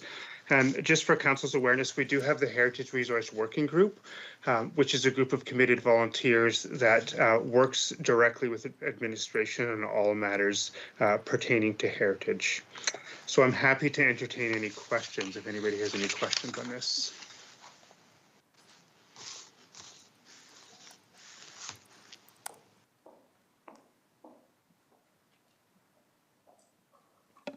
Councillor Hirsch. Thanks, Aaron. I guess, so thanks for the clarification, because I would be remiss if I wasn't first puzzled when I read the backgrounder, because I do recall that we did make some changes a few years ago. And is this, I guess to your point, this is just to clean up the, I guess my honest question is, why now? And then why didn't we do it back when the changes had happened? That's an excellent question, and through the chair, we missed the bylaw. That's what it was. It's apologies for coming to this so late, but it was just a miss on our part. Councillor Dumanowski? Yeah, through the chair, sit on the committee, so we had a chance to talk about this, but I will take the opportunity with the wider audience to just ask the question or clarify. So historically, the Heritage Resources Committee, before we made these changes, did report directly to council. There was a means, I guess, and a way for an established group that was formed or newly formed a few years before that to be able to elevate items of that nature to a very high level, born out of the fact that historically, no pun intended, most of our historical resources, or many of them, were demolished or removed without people catching attention, or after it was too late. And so the important work, and that's just the actual physical structures, et cetera. There's clearly more to a mandate of historical resources than that, but we've come a long way. And so I have confidence, obviously this is catch up, but that our systems are in play. We have a different attitude. We have an appreciation for heritage in our community of every level. And you're right, Mr. Nelson, we have an incredible working group who continue to move that important work forward. My question would be, how do they interact with staff directly or indirectly or informally or formally, so that the important work that they're doing, or if they have concerns or considerations or anything of that nature, that it isn't lost behind the scenes to nobody listening? How do they get the ear of staff and council as a consequence of the changes that we're moving forward and formalizing today? Excellent question, Councillor Dumanowski. I'll answer through the chair. The Heritage Resource Committee has terms of reference, which is in your package. So they do meet 10 times a year. And within that terms of reference, there is a periodic review of the places of interest lists. So this is an extensive list of potential heritage site structures, concepts in our community. So that is constantly reviewed by this group. The other thing the group has taken on is an education program. So you'll see many of our interpretive heritage signs throughout the community. You'll see more popping up shortly this fall. That is a program that this is driven by that committee. So they identify the sites, whether it's existing heritage sites or heritage sites that have no longer exist that need to be interpreted. So they're driving that program as well. From time to time, they do make recommendations on further study that needs to happen to site. So that goes directly to administration, and administration does articulate those and does the study, something like a statement of significance. And from time to time, they will make recommendations for the designation of a historic resource. And what that then happens is administration will package that up and present that to the Public Services Committee. So I would say the short answer to your question is 10 meetings a year is how they have the eyes, ears, and hearts of administration. Thank you. Councillor Robbins? Yeah, I just wanted to make a motion if I could, unless there was someone else. Sorry, I didn't want to jump in. Oh, okay, good. I move the council approves the amendments to the Heritage Resources Policy 0144 as presented and repeals the Heritage Resources Committee bylaw 4114. I'll second.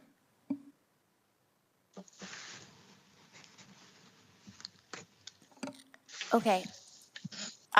So this is not a council committee? No. That is okay. correct. Okay. Correct. The Heritage Resource Committee. Okay. Thank you. So seeing no further comments, we'll vote on the motion. I vote yes. And that's unanimous.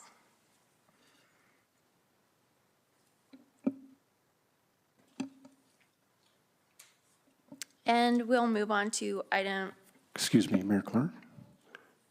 The bylaw requires 3 readings, yeah, thank you. but we don't have to give them at this meeting. Right, if, And with unanimous consent, you could do all 3 at this meeting. Yeah, I'm assuming that Councillor Robbins didn't make us the motion for second because you don't want to at this meeting.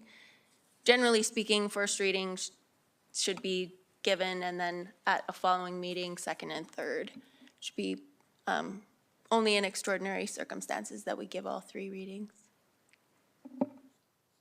Okay. So what has happened is we've approved the amendments to the Heritage Resource Policy as presented, and we've given first reading to bylaw 4228 to repeal the Heritage Resources Committee bylaw.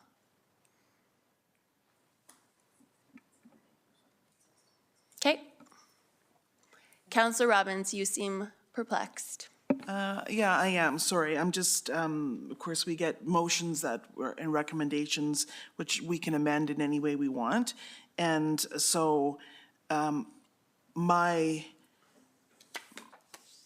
motion was about the policy and repealing of the bylaw. So I hadn't made a motion about the bylaw itself. But I didn't make a motion specifically about 4228. Which is the bylaw that repeals the other bylaw. So your motion, your motion was to just amend the Heritage Resources Policy? Yeah, and Okay. then I did say, because it's written here for me, repeals Heritage Resource Committee bylaw 4114, but really it should be, we should be considering the first reading of bylaw 4228. And so that's not contained in the information I have, but I certainly am willing to proceed with that today because I didn't hear any great objection and some support of the, anyway. So we could approve the amendments to Heritage Resource Policy. I think we've just voted on that, and then I could make a motion for first reading of bylaw 4228, which is would be a motion that repeals Heritage Resources Committee bylaw 4114. That's right, yeah. Okay. Yeah. But it isn't, you're correct that it is not written that way. Yeah. Yeah. Sorry. I mean, I thought by repealing the bylaw, I wouldn't, anyway, it doesn't matter. So I don't know. Let's see. That's the motion we were already voted on. Yes. Okay. So the part after the comma as presented and the part and repeals Heritage Resource Committee bylaw 4114 actually doesn't, it has no effect because. We have to do, we have to change the bylaw to do that. Yes, yeah. Okay. So that, sure, if it doesn't have force and effect, the rest of it does. So that policy is, we've dealt with the policy. Okay, now I'll get into the bylaw. All right. I would make a motion that council repeal Heritage Resource Committee bylaw 4114 via bylaw 4228. So you would like to give first reading to bylaw 4228? Yes, please. Okay, I'll second. thank you. I think it's 4828. So it's just the same, council gives first reading.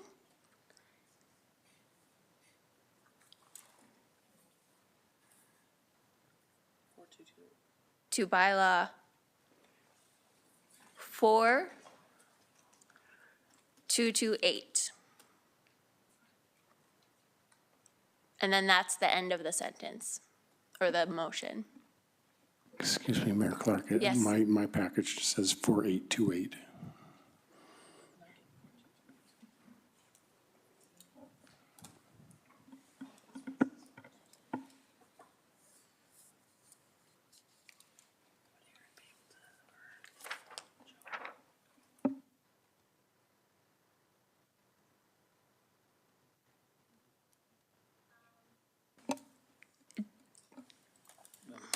Go ahead. It does state on page 323 of our package that it is 4828. It might be a typo in our agenda. Thank you very much. So there we go. We got there. So you are making a motion to give first reading to bylaw 4828 Counselor Dumanowski has seconded that. Is there any, first reading, so we'll just vote on it. Counselor Knodel, how do you vote? I vote yes. And that's unanimous. So, Mayor Clark, I'm not going to ask for second and third reading today. If anyone else wants to make a motion, they're welcome to. I'm not going to make that motion on the fly. All right. I will move now on to item 10.7, City Facility Recognition / Commemoration Policy, policy number 0177. And this was also postponed from September 16th. And we can turn it over to Aaron, who's online. Thank you. Hi, Aaron. Thank you very much. So just a brief introduction to the City Facility Recognition and Commemoration Policy. From time to time, the city is approached by various members of the community, various groups of the groups in the community to commemorate either people, places, events, or ideas. And currently, we have no formal process and certainly no alignment among different departments to handle those requests. So what this policy does is it aligns a process for us to be able to entertain those requests and adjudicate them appropriately to ensure that we can, community members and community groups can contribute to the vibrancy of our community.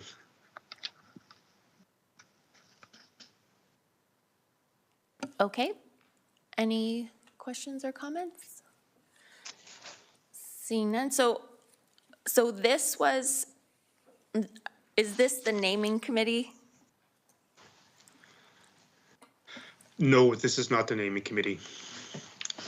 The expanse of this policy is everything from a permanent statue in a park to a week-long temporary installation in a city facility. And how does it interact with the naming committee? The naming committee, I believe, and the naming committee meets quite infrequently, is for roads, parks, and other infrastructure, and I'm happy to have anybody clarify that for me.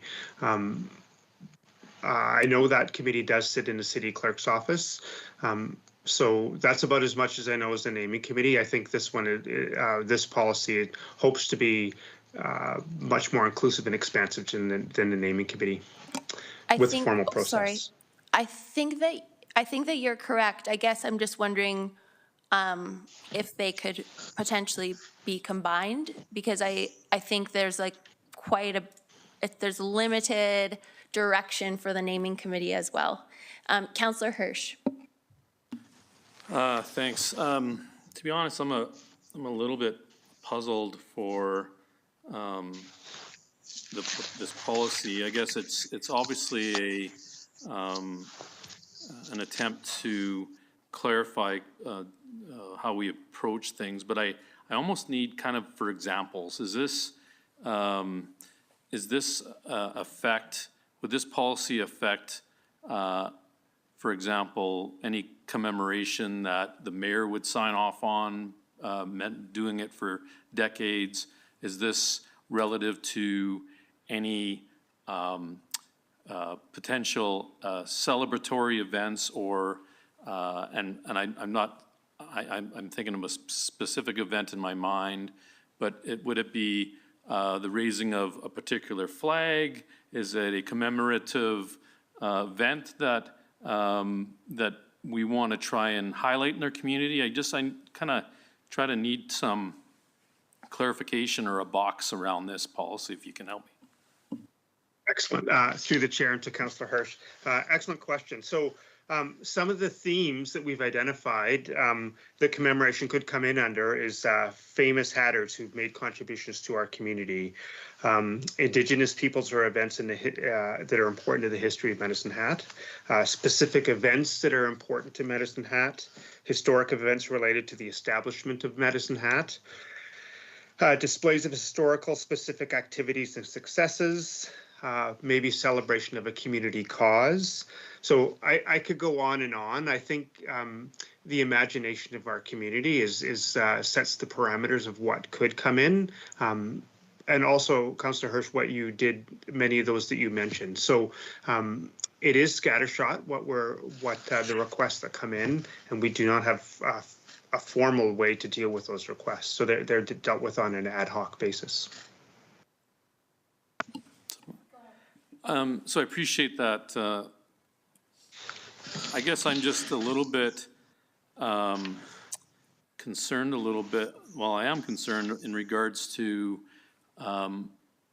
some of the items that would be deemed by the city. And I guess my position on things is I'd love the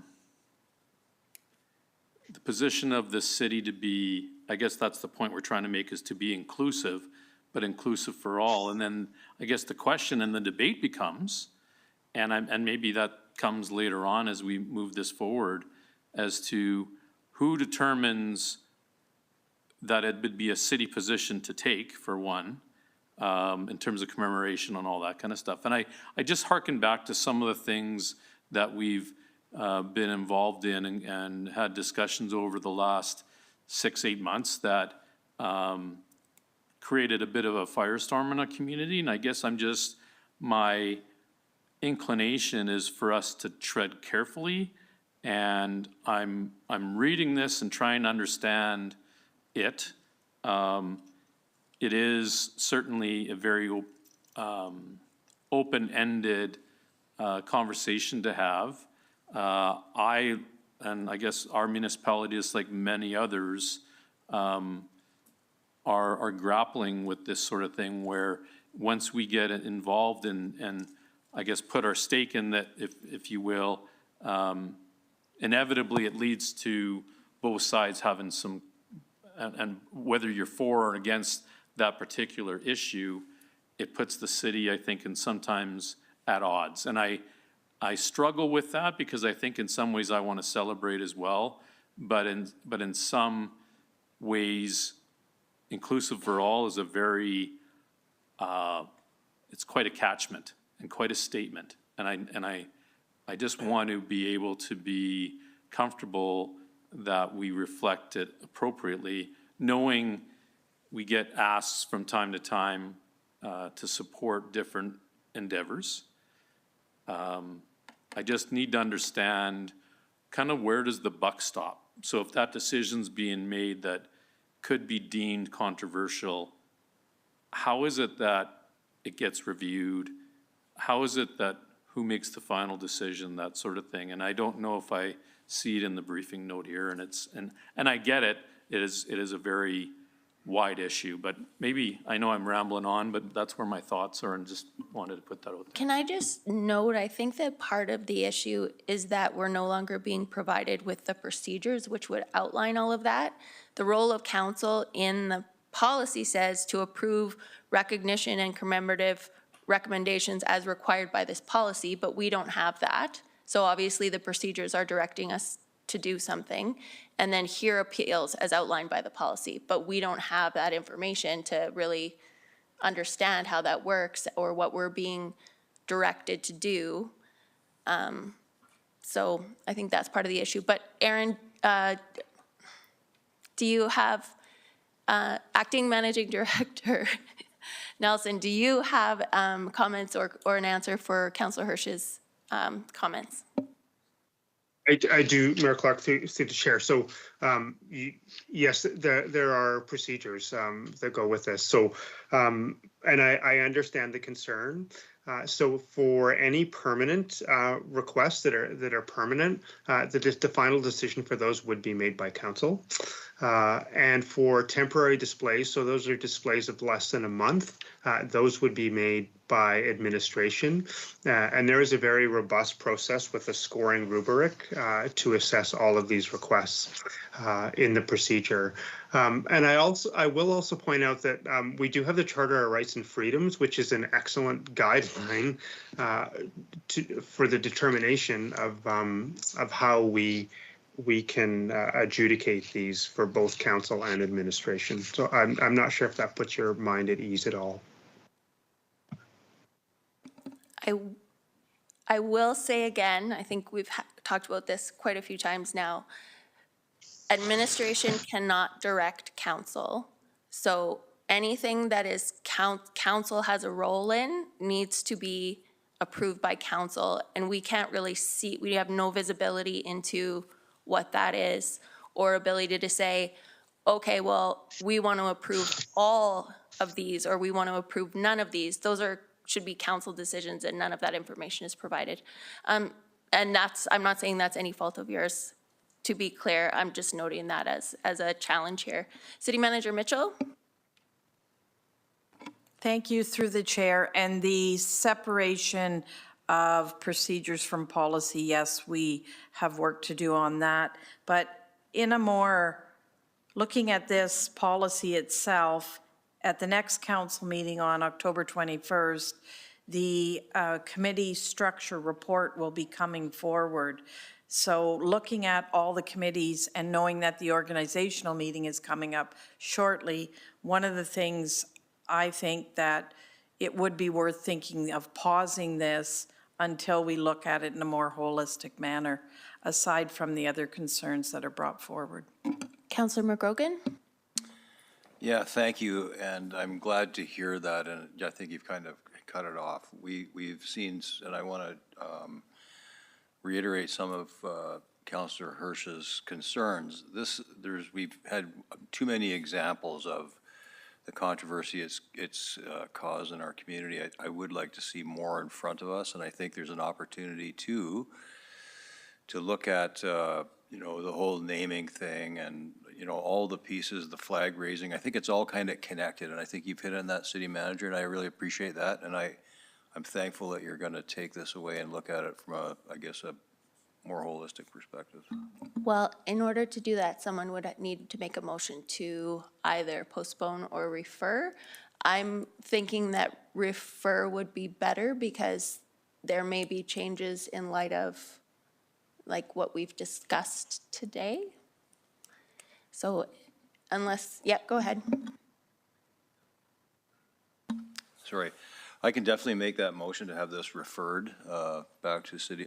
Go ahead, City Manager. Sorry. Through the chair, I think it would probably be prudent if it went through admin committee and then through public services. I think that might be a good route for it to go.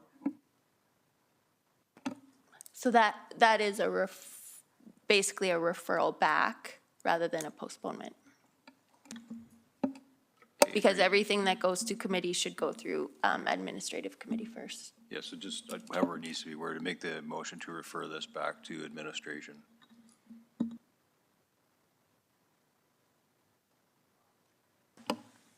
I'll second that. Sorry, Lovejoy. Council refers, and then after 0177 to administrative, well, actually, it should be the council committee, but it should go through admin committee first. So public services, yeah.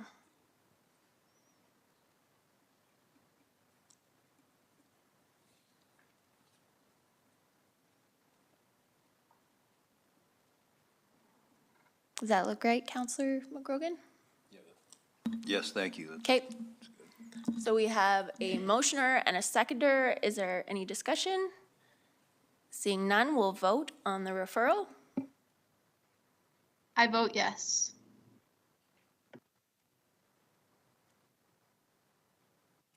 And that's unanimous.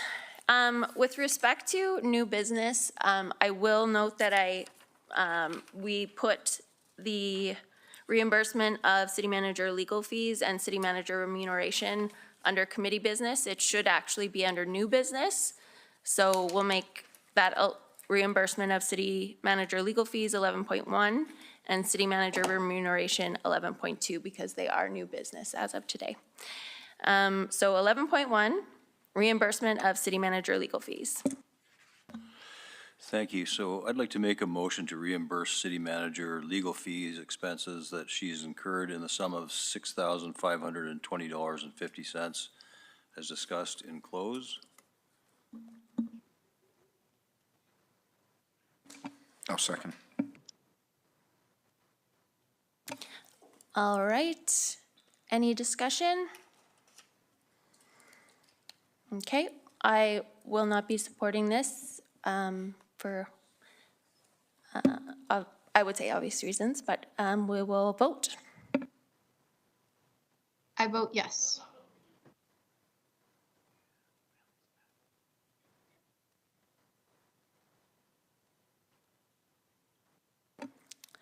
All right, that passes. 11.2, city manager remuneration. Counselor Sharps. Thank you, through the chair. So I'm going to give a little background on this. So normally, under the MGA, council is obligated to perform an annual evaluation, and this year we had a third party come assist as, I don't think it's shocking to anyone, there's been some relationship issues, so we had a third party come help facilitate this and make sure that it went smoothly. And not that the two are related, but we finished one before we did this. So we managed to finish the evaluation. It was a good evaluation process, third party 360. It went very well. In addition to that, in February of every year when we do, I think our citizens know when we do budget, there's rate increases there for our employees. So our city manager did not receive one, so this motion is exactly that, to make sure that our employee gets one. So this motion is as such. The council directs the motion to provide a 3% increase to the city manager compensation retrospectively to February 26th of 2024. This rate aligns with other senior leadership rate increases also given in February of 2024. Do you want me to repeat that very slowly? February 6th? I'm so sorry. Yes, I typed that incorrectly. Lovejoy, would you like me to do that? Yes, Okay. please. Council is providing direction. Sorry, let me redo that there. Council is providing a 3% increase. Percent increase, yes. To the city manager compensation retrospectively.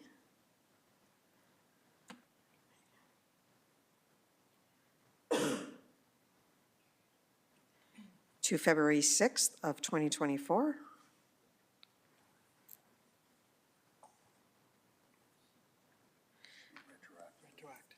Oh, sorry, yeah, I do apologize, retroactively. Lovejoy, if you wouldn't mind changing retrospectively to retroactively, I was having a moment.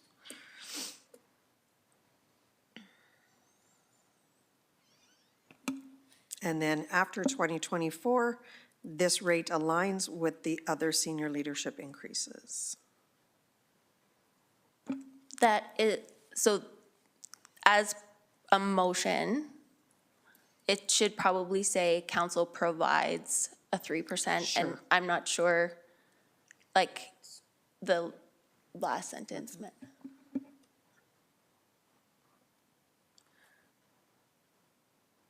Okay, and then, yes, so this rate aligns with the other well, I put it in, you guys asked me to put it in, so I'm putting it in. This rate aligns with other senior leadership increases. It's staying in unless somebody wants to make a motion out. Other senior leadership. It's just, it's not really, that last sentence is more of a statement than a motion. Yes, it is. Increases. If you could just correct senior, Lovejoy, sorry. Thank you. Yes, that would be correct.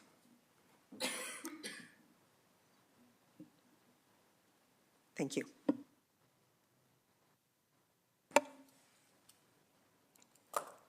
Okay. Counselor Dumanowski?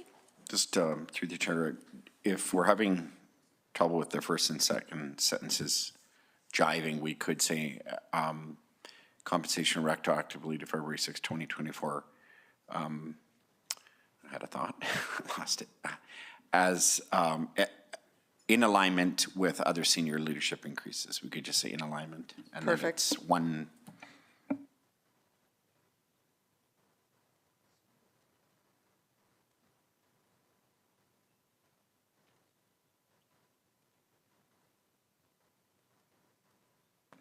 All right. Do we have a seconder? I'll second. Discussion? Seeing none? We will vote. Oh, Counselor Hirsch. Oh, sorry, I was late on the button. Appreciate that. I just think it's just some clarity in regards to talking about senior leadership increases, or I think it's prudent for people to understand that there's different classes or bandwidths, et cetera, that the application of different increases and merit increases are done, including understanding that we do have union contracts that are pretty much embedded in the negotiation of that. And again, I guess my question is,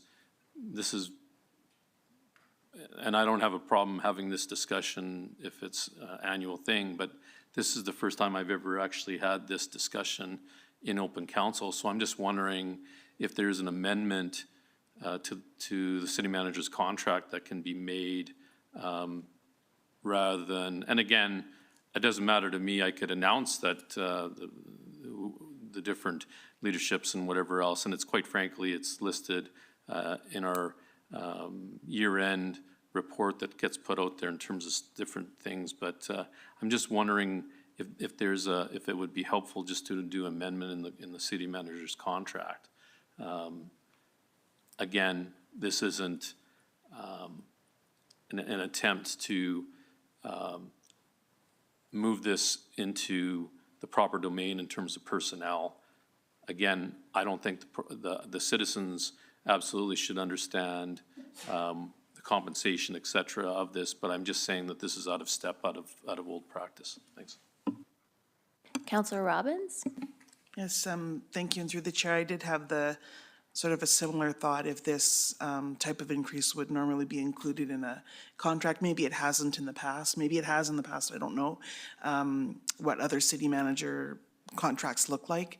But it seems to me that if the process of the city, as long as it's within the budget of the city, is to have management increase when union wages increase, if that's sort of what the practice has been, it would be nice to include that in the city manager's contract so it's not out of step with everyone else. It doesn't seem fair to treat the city manager in a different way than everyone else across the city has been treated. And I did want to thank City Manager Mitchell for your work this year. I know it's been challenging and we have challenged you many times, but you've always answered questions in a forthright manner. So I appreciate you, and I'm happy to support this.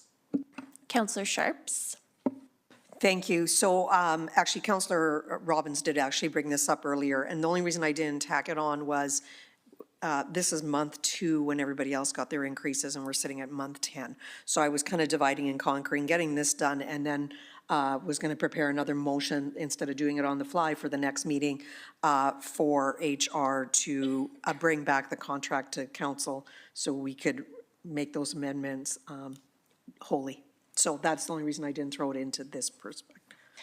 We can't unilaterally open the city manager's contract, but maybe that could be something to discuss with administration before you draft that motion. Councillor McGrogan. Yeah, thank you. And I think it's been said now. We sought advice on this. It's not a normal practice, but I think the advice that we sought, this was the correct way to, I guess, proceed, being that the contract was silent on the issue. So that's the reason it's coming public. And City Manager, I'm sure this isn't a conversation that you're comfortable with, squirming around over there in your chair, but it was necessary, and thank you for your patience. Councillor Robbins. Yeah, I just wanted to clarify, Councilor McGrogan, you said this is not a normal process, as in having to approve it as a motion, not as in not giving an increase? No. Okay, just wanted to clarify that. City Manager Mitchell. Thank you, and through the chair, it is fairly standard in my experience that it is something that is done as a matter of procedure. But just to update the public, and I know council is aware of this, we are in the process of undertaking a non-union compensation review to ensure that our compensation is meeting the needs. The executive team has met. We've developed a compensation philosophy that echoes our values, so more information will be coming forward. So these kind of anomalies are looked at and addressed together. But aside from that, more than happy to talk contract whenever. Thank you. Councillor Hirsch. Sorry, just to add a little bit of an example. Anytime you talk about raises, et cetera, it's always one of those delicate conversations, and have it in the public domain. I have no problems with that. It actually lent back to my recollection back when, and it wasn't that very long ago, that this city council actually gave themselves raises, and I was very uncomfortable with it and looked towards developing a policy that was directed certainly by other means that would warrant the recommendation to council. So, you know, when we talk about, you know, salaries and you know, pay, what's fair and what's reasonable, I think it's important for us to understand just as far as the optics go, and I for one am comfortable with this, but I'm also comfortable with the idea of just in putting that change in the contract, and again, keeping an open mind and open transparency when it comes to having these discussions. Thanks. Seeing no further speakers, we'll vote on the motion. I vote yes. Thank you. And that passes. Next item on the agenda is item 12.1, 5254 Box Springs Road, Northwest, letter of interest. And I think it says Kevin, but Randy, Manager Buckner, you are here on behalf of the department. City Manager Mitchell, would you like to provide an introduction? Thank you, through the chair. This is 5254 Box Spring Road Northwest, and letter of interest has come forward, and I will turn it over to Randy. Thank you. Thank you and good evening. Land and Real Estate has received a letter of interest from Hut 8 Mining Corporation for the sale of 21.86 acres for the fair market value of $600,000. So the potential purchaser has developed these lands and has been leasing 10 acres of it, with an option in place to lease a further 10 acres in the future since 2018 to support their operations. The potential purchaser or the potential purchase was reviewed by other departments with no concerns being identified with the sale. Land and Real Estate is recommending the support of the sale, as the one-time revenue provides a greater financial benefit than the continuation of leasing. It also indicates the potential purchaser's commitment to continue operations in the city, as well as the additional option lands being a part of the sale increase the tax assessment base. If council is to choose to sell these lands, the real estate purchase contract will be completed, and this will also explore a first right of refusal for the city to potentially repurchase those lands in the future if they were to become for sale. And so with that, if there's any questions, I'm happy to take them. Can I get him, Kate, Councillor Robbins? Yeah, I did just have a question. Does this sale in any way interfere with any future expansion of the electric generation site next to Hut 8?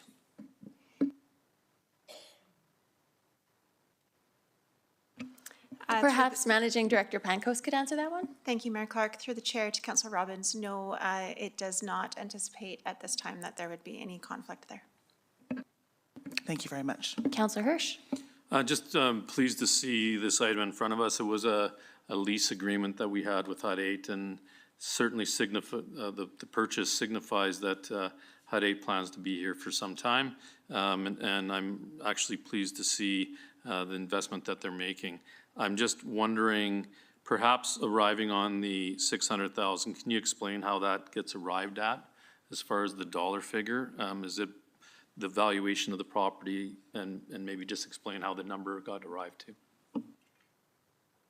Through the chair to Councillor Hirsch, it was completed through a third-party appraisal of the land, taking into consideration the zoning in place, the improvements that have been completed to date, as well as just the location of the land itself. And with that, they did arrive at the 600,000 for the 21.86 acres. Thank you. All right. Seeing no further speakers, we'll vote, or can I have a motion? I'll move that council authorize administration to enter a real estate purchase contract for the sale of 10.94 acres of land described as Plan 1811492, Block 2, Lot 1, an additional 10.92 acres of land described as a subdivided portion of south half of the 2213-6 west of the 4th to HUD 8 Mining Corp. For a total purchase price of $600,000 on terms and conditions satisfactory to the city manager and city solicitor. I'll second that. Thank you. Any discussion? Seeing none, we'll vote. I vote yes. Thank you, Councillor Knodel. That's unanimous. Next up, we have a bylaw for first reading only. That is bylaw 4830 to amend the land use bylaw to rezone 29 2nd Street Southwest to medium density residential district. So I move the council give first reading to bylaw 4830. Second. Thank you. We'll vote.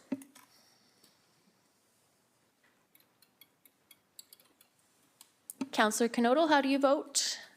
I vote yes, thank you. Thank you. And that passes. Next up is the Public Code of Conduct policy. And we will ask the city manager to provide an introduction. Thank you. This came forward. We've seen a real increase in incivility, and it's not only to our community, it is quite concerning to everybody. This is a code of conduct policy that we are putting in place or hoping to put in place to ensure that we have a safe environment for all of our staff and for anybody from the public who uses our facility. And without further ado, I'll turn it over to Director Koken. Thank you. Thank you, City Manager. Again, Mayor Clark and Council, as a result of a motion from November 20th, 2023, we're almost short of 11 months, we are bringing forward this new policy for the Public Code of Conduct. This policy was definitely a joint effort with City Solicitor Bullock staff and Matt Klassen, who is also on the line, who will be speaking to this in just a moment. I think, as it says in the briefing note, we are committed to providing a safe and inclusive environment for all, and that is that, along with the values that the City of Medicine Hat has of respect, integrity, accountability, courage, and caring, are a number of the drivers for this policy to bring it forward. And again, while there wasn't one specific event that led to the creation of this policy, we are seeing a definite pattern of frustration, harassment, and unprofessional behavior directed to city employees while in city buildings or speaking with city employees over the phone or via email. And we are legislated by Occupational Health and Safety to provide a safe, psychologically safe and healthy environment for our employees, but also we must think of our citizens that come into our buildings and use our services as well. So with that, I will open this up for discussion, and Solicitor Matt Klassen, who really was, he was a big part. This was his policy that he's put together so well. This has gone to Administrative Ledge Committee review twice and Admin Committee as well. So we're open to any questions or discussion.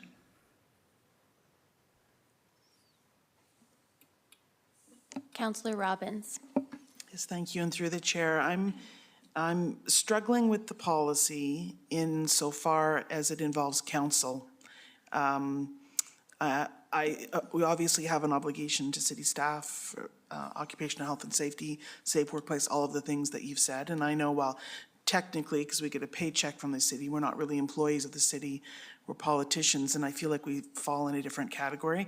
And maybe that's just my feeling about it. And so I just wondered, maybe Solicitor Clausen has some information about when you see these types of policies, are council normally included in them, or are there some where council's not included?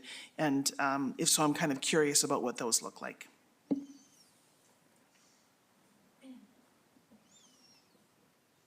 Sure. Thank you. Through the chair to Councillor Robbins. Could you please clarify your question? Do you mean included in terms of being able to avail itself of things under the policy, or being part of the policy-making process?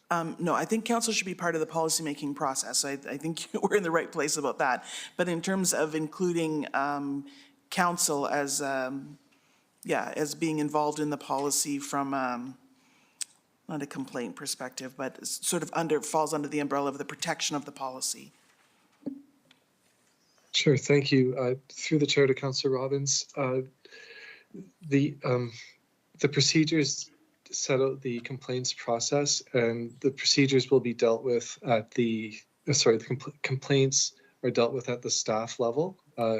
It can initially go to a director, and if the director has a concern, can issue a letter of warning, or if they think that maybe a more escalated response is required, then they can elevate the complaint to a managing director for further handling, and then the managing director makes an assessment and they can issue a letter of warning or impose a restriction. And then any individual who's subject to a restriction has a right to request a review, which goes to the city manager. In terms of operationalizing the policy, it's really handled through staff. Council is setting the parameters. And it's in some of the other policies that we reviewed, the complaints are handled at the staff level. So consistent with how we've set it up here. Yeah, I probably wasn't very clear in my question, but that's extra helpful information to have in addition to what we do have. What I mean is that council making a council member making a complaint about the member of the public through this policy. And are there other similar policies where council members are included, sort of in line with city staff in terms of what they can do? My issue is we do fall in a different category. We have a different level of accountability, different interaction with the public, and necessarily so. And so my issue is not with the policy and with respect to staff, it's with the policy with respect to council and communication with council. Sorry, so my question is, have you seen that in other policies where, in these types of policies, are council always included sort of with staff, or are there some where it's just staff and council's not mentioned at all? Oh, thank you. It is a mixture, and it's not necessarily the case that council is included. Okay, thank you very much. Sorry, can you repeat that? It is the case there are ordinarily? It's not necessarily the case that council is included. So council isn't included in every policy. In other jurisdictions? Yes. Okay, thank you. It's been a mixed approach. Thank you. Councillor McGrogan. Yeah, thank you. And through the chair, just a couple of comments. I will tell you this policy did come to an admitted ledge, and there was considerable discussion and conversation, and it actually went back on one occasion to ensure that we had, the right levels of authority, reaching out to the public, determining, I guess, the whole idea of unacceptable behavior. So this was taken on, I guess, it was with heavy consideration that this I guess, go forward, but I think the number one thing here is protecting the employees of the city of Medicine Hat. That's how I viewed it. I actually couldn't care about how somebody treats me. Or, council members, we have our own mechanisms, and I agree it's a totally different beast with which Councillor Robbins has said. But I think it's really incumbent upon us to just put some kind of a guideline in place to protect our employees from unreasonable behavior of the very few. So this is, and one thing that was stated by staff throughout this is really just meant for the very, difficult people that deal with our staff. And I think we found the right measure. So I'm quite comfortable with this, and I support it and think it's the right step as far as protecting our folks. Thank you. Councillor Dumanowski. Yeah, through the chair, I agree with the comments made thus far. I have a little bit of a difference of opinion when it comes to the elected official. However, as has been indicated, the gist of this is circled around our staff.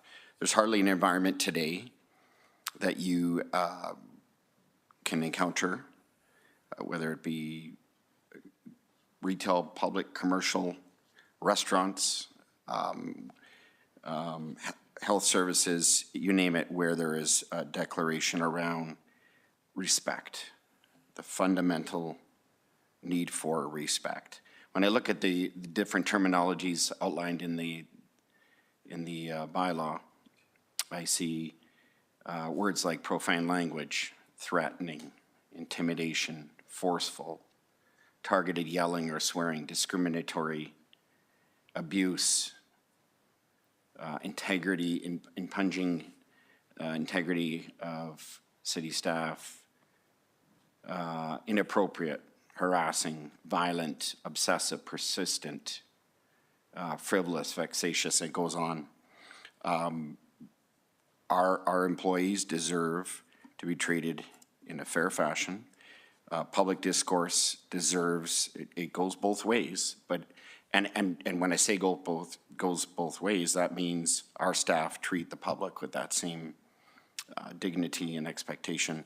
But this notion of it's my right to say what I want, I fundamentally disagree with. We have gone too far, too quickly, and have allowed ourselves to believe that our right to be heard or to speak has more weighting than the respect that we need to give to each other. And so I will add elected officials in here. It is in here, but I add that as part of the conversation because as much as we do put ourselves in a line of communication that's going to be inevitably different than our staff, et cetera, it doesn't mean that the words that I used, that I just took a sample of, allow anyone to dehumanize an elected person any more, any less than anyone else. And once again, it goes both ways. The elected person reciprocating and modeling, in my opinion, what is appropriate language. We need to get civility back in our society. We need to get civility and make it front and center in our discourse in an environment like this where we have decorum, we have expectations. We don't have a speaker like we would in another body of government who would very quickly deal with situations that were not consistent with decorum of an environment like this or any other level of government.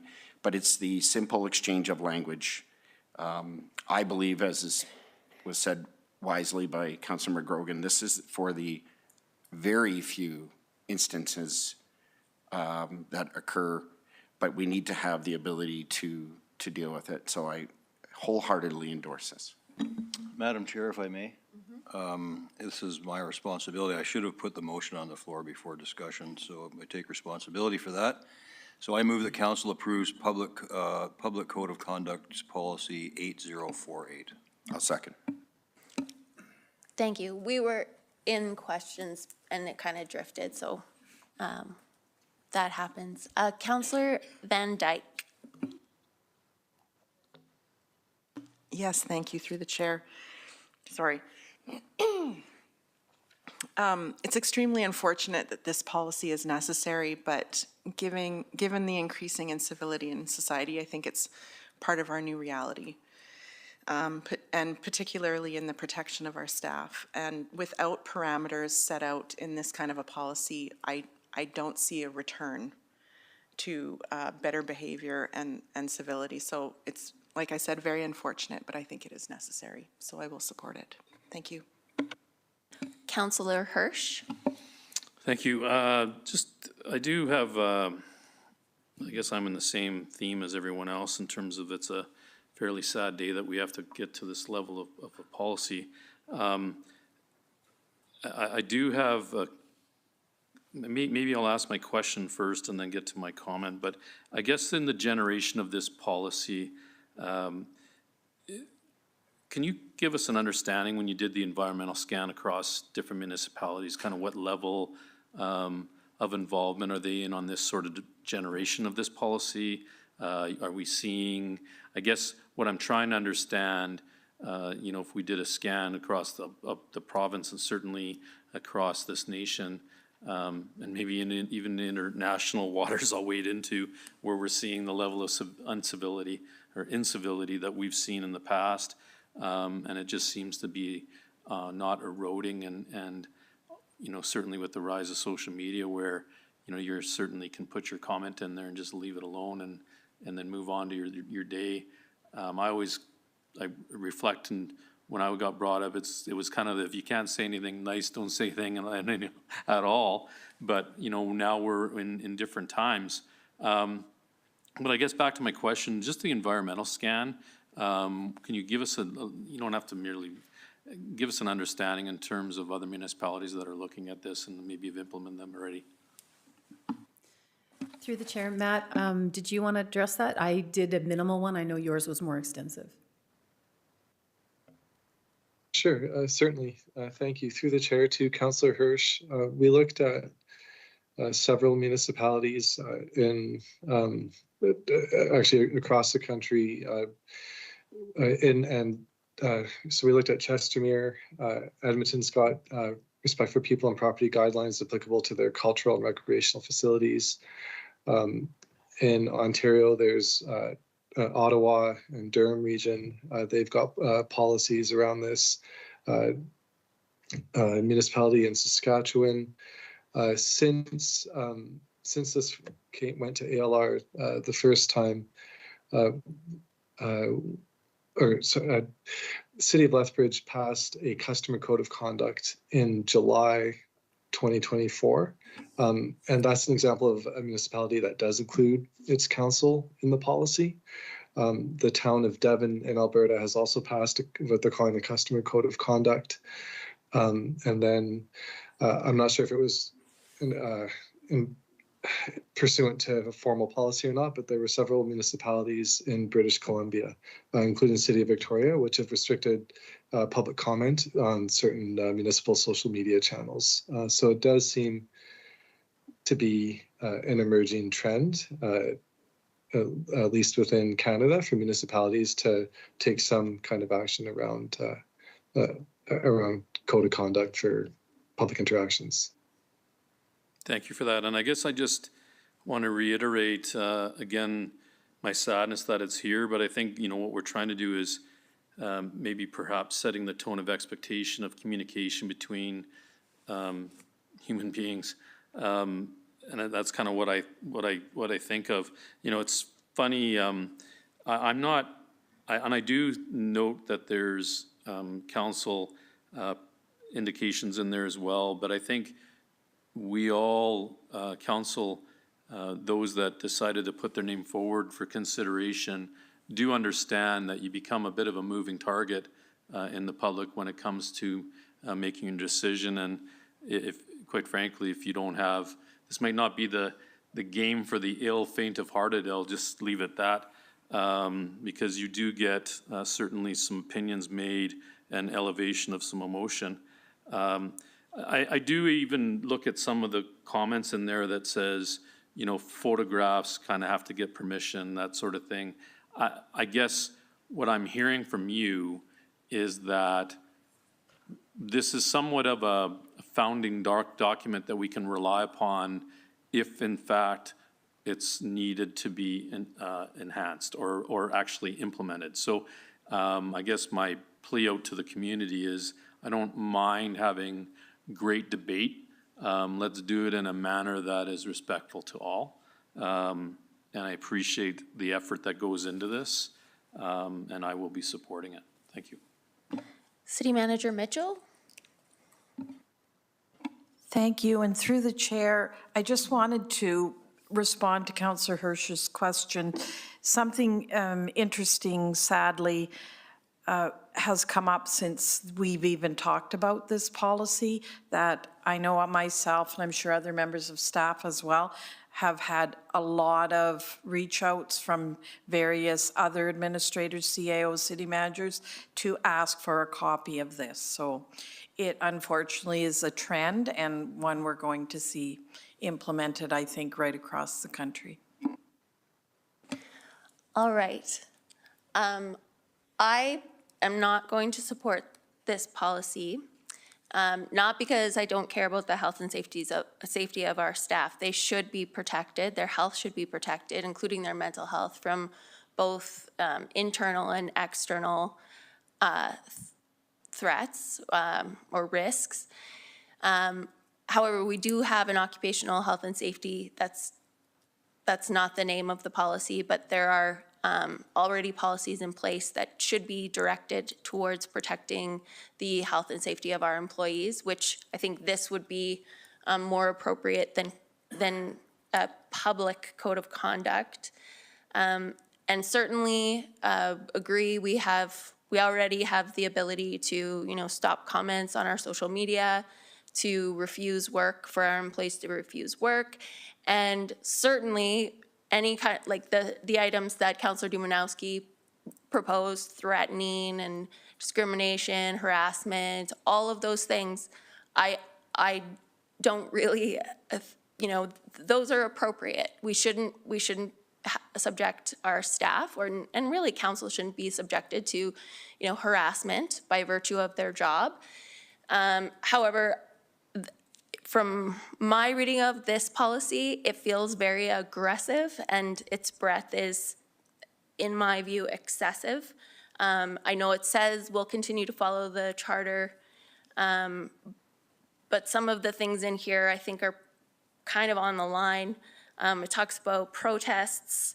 So from 410, struggle with impugning the integrity of members of council, city staff, or other members of the public. That could be, I don't agree with what you're saying, or that's a pretty broad, and it includes council. So people are trying to reach out to their democratically elected. What counts as impugning the integrity, and as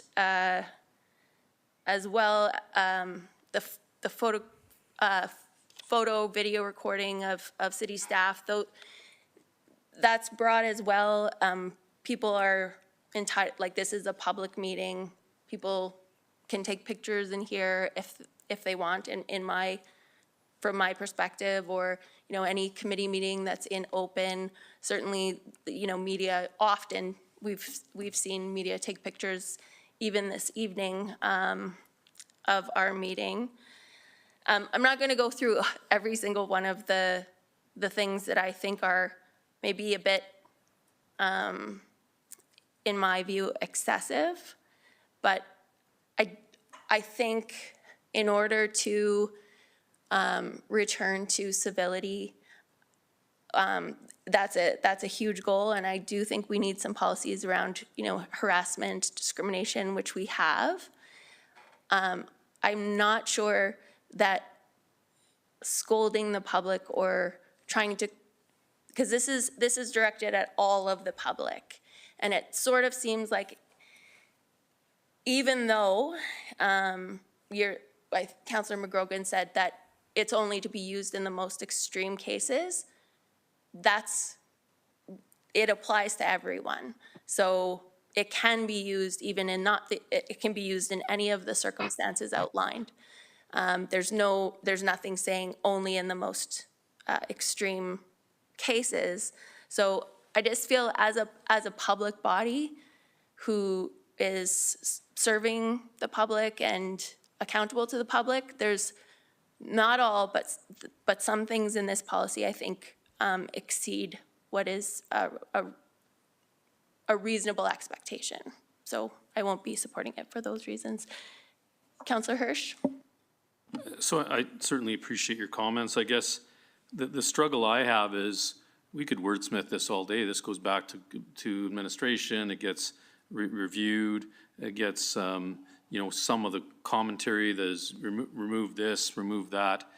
I guess for me, when I reflect on even the mayor's comments and the comments before, is that who would this apply to? And it would almost apply to 99.99% would be exempted by this. It's the people that, quite frankly, in addition to already indicated occupational health, et cetera, what this does indicate as a policy is kind of a line in the sand of civility. And so, I mean, we could wordsmith this all we want and start taking the literal appreciation of this. I guess I actually still reflect back to a good old chief of police back in the day that gave me some sage advice that said, federal laws are laws, provincial laws are laws, but bylaws and policies are, can't we just get along? And I do reflect on that. And I think it's important for us to understand the intentionality around this. And I do understand the comments the mayor made that about the photographs, et cetera. Yes, I think at the end of the day, we will continue to have photographs here. This is a public domain, et cetera, et cetera. But I think the whole motive behind this is one of general civility, please. And if I could title this policy, maybe that's what it is. And I think at the end of the day, quite frankly, I remember this is a council a while back talking about graffiti, and we ended up having a policy that said was very prescriptive, and the reason for it is because we needed to go there because the level of the graffiti that was happening there, and I actually objected to the bylaw because I said it's so punitive.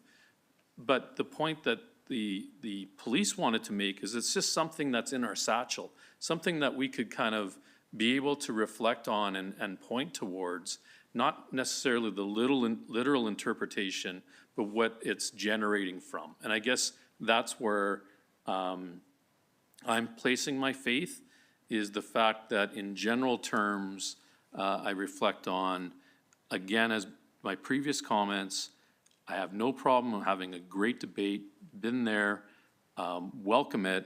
It doesn't matter if it's in the boardroom or back room or in a back alley, I don't care. A lot of times I actually have a lot of good debates at the shopping centers. Doesn't matter, but I guess what I do find is the interaction to be respectful. And I guess this is a testament to it and a plea to not just the public, but I think to all of us who have interaction. So again, I appreciate that. Thanks. Thank you. Just as an example, what includes non-exhaustive examples, and one of them is submitting repeated communications for the same issue. There are lots of very valid, very good faith reasons for doing that. In fact, we do that with other levels of government. For example, the LGFF, I imagine they are pretty tired of hearing about that, and we, continue to advocate for that on the same issue, even after they tell us this is what's happening. So there are a number of things in here that I just think are beyond what is necessary to protect the health and safety of our our workers, or even, which I agree we should do, Councillor Hirsch, engender positive, good faith communications between the public and their public servicing organizations. City Manager Mitchell. Thank you, through the chair. I just wanted to say that to the comments, I appreciate Councillor Hirsch's comments as well too, and to Mayor Clark's comments. We could exactly wordsmith this forever, but we also have to have faith that administration will take this policy in the manner it was intended and apply it in the manner that it's intended, because we are governed by all different kinds of policies. We could be overly punitive, but we're municipal professionals and we have the ability to discern when it's necessary and when it's not necessary. But those are all rooted in policy. So when we create a policy that is aggressive, that is giving administration permission to be aggressive, because we've created that policy. Councillor Sharps?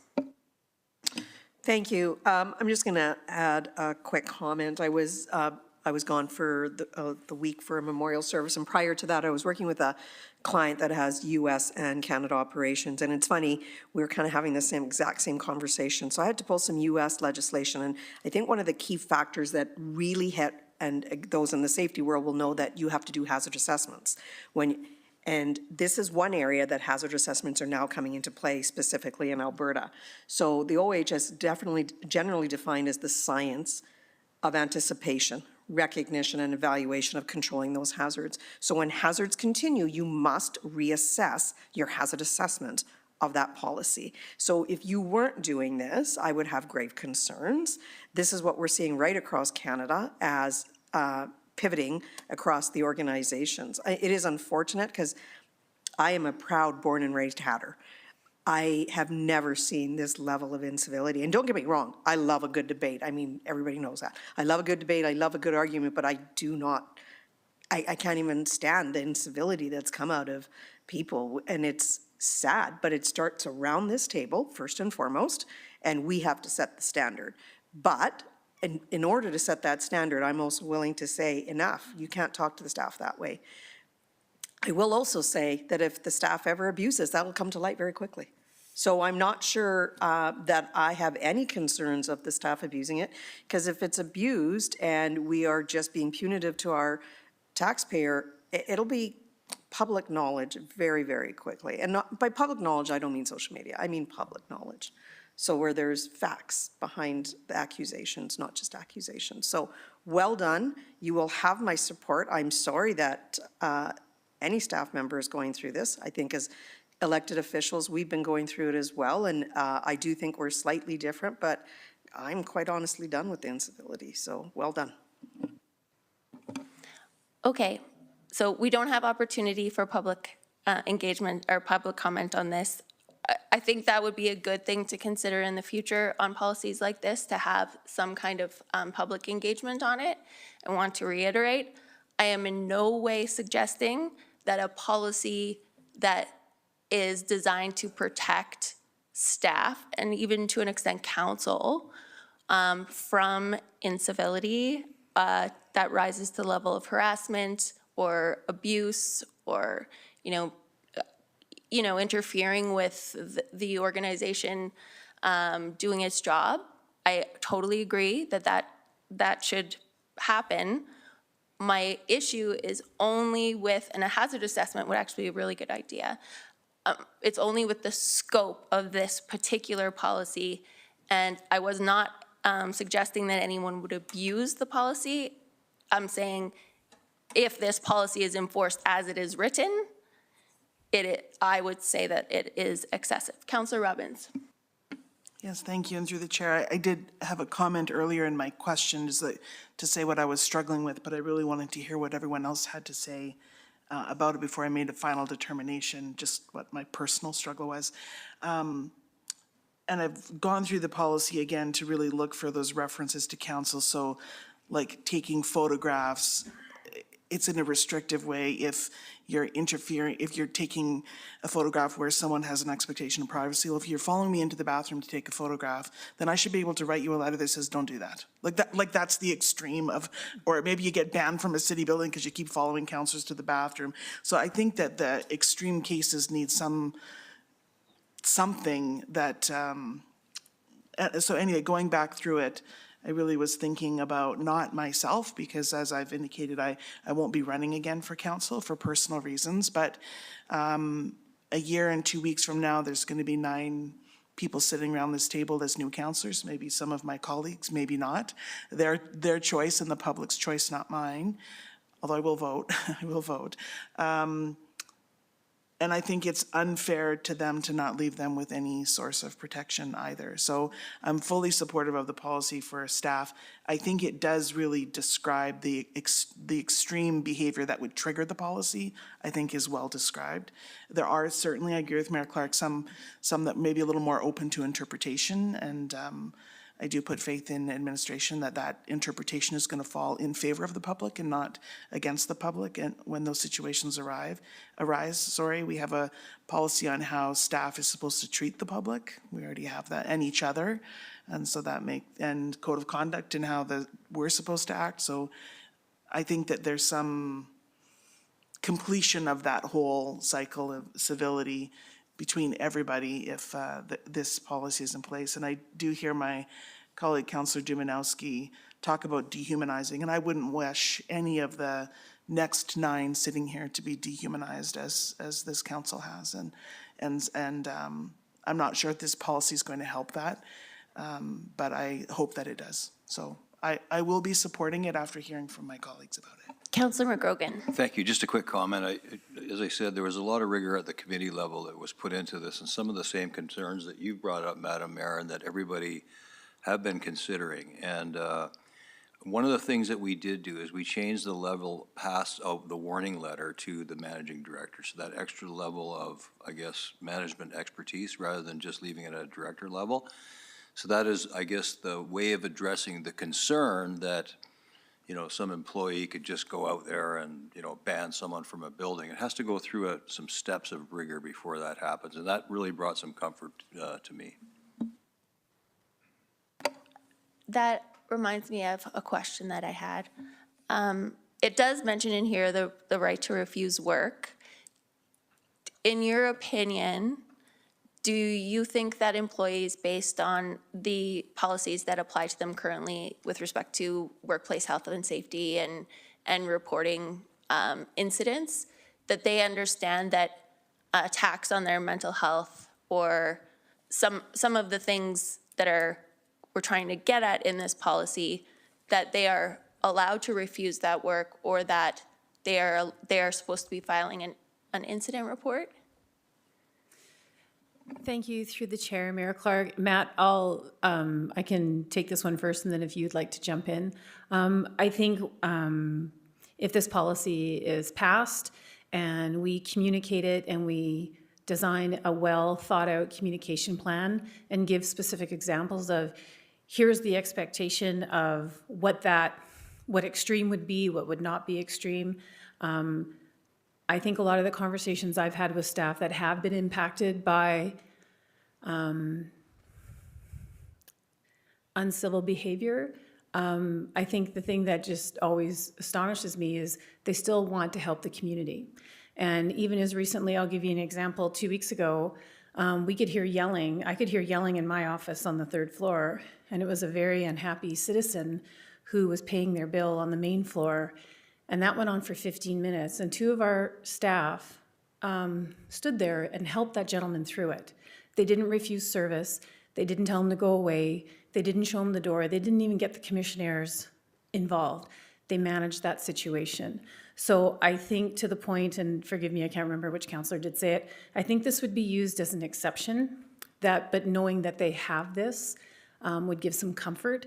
But I do believe our staff are committed, that they would do everything they can to support the citizens when they're being asked of things, but knowing there is that line in the sand, that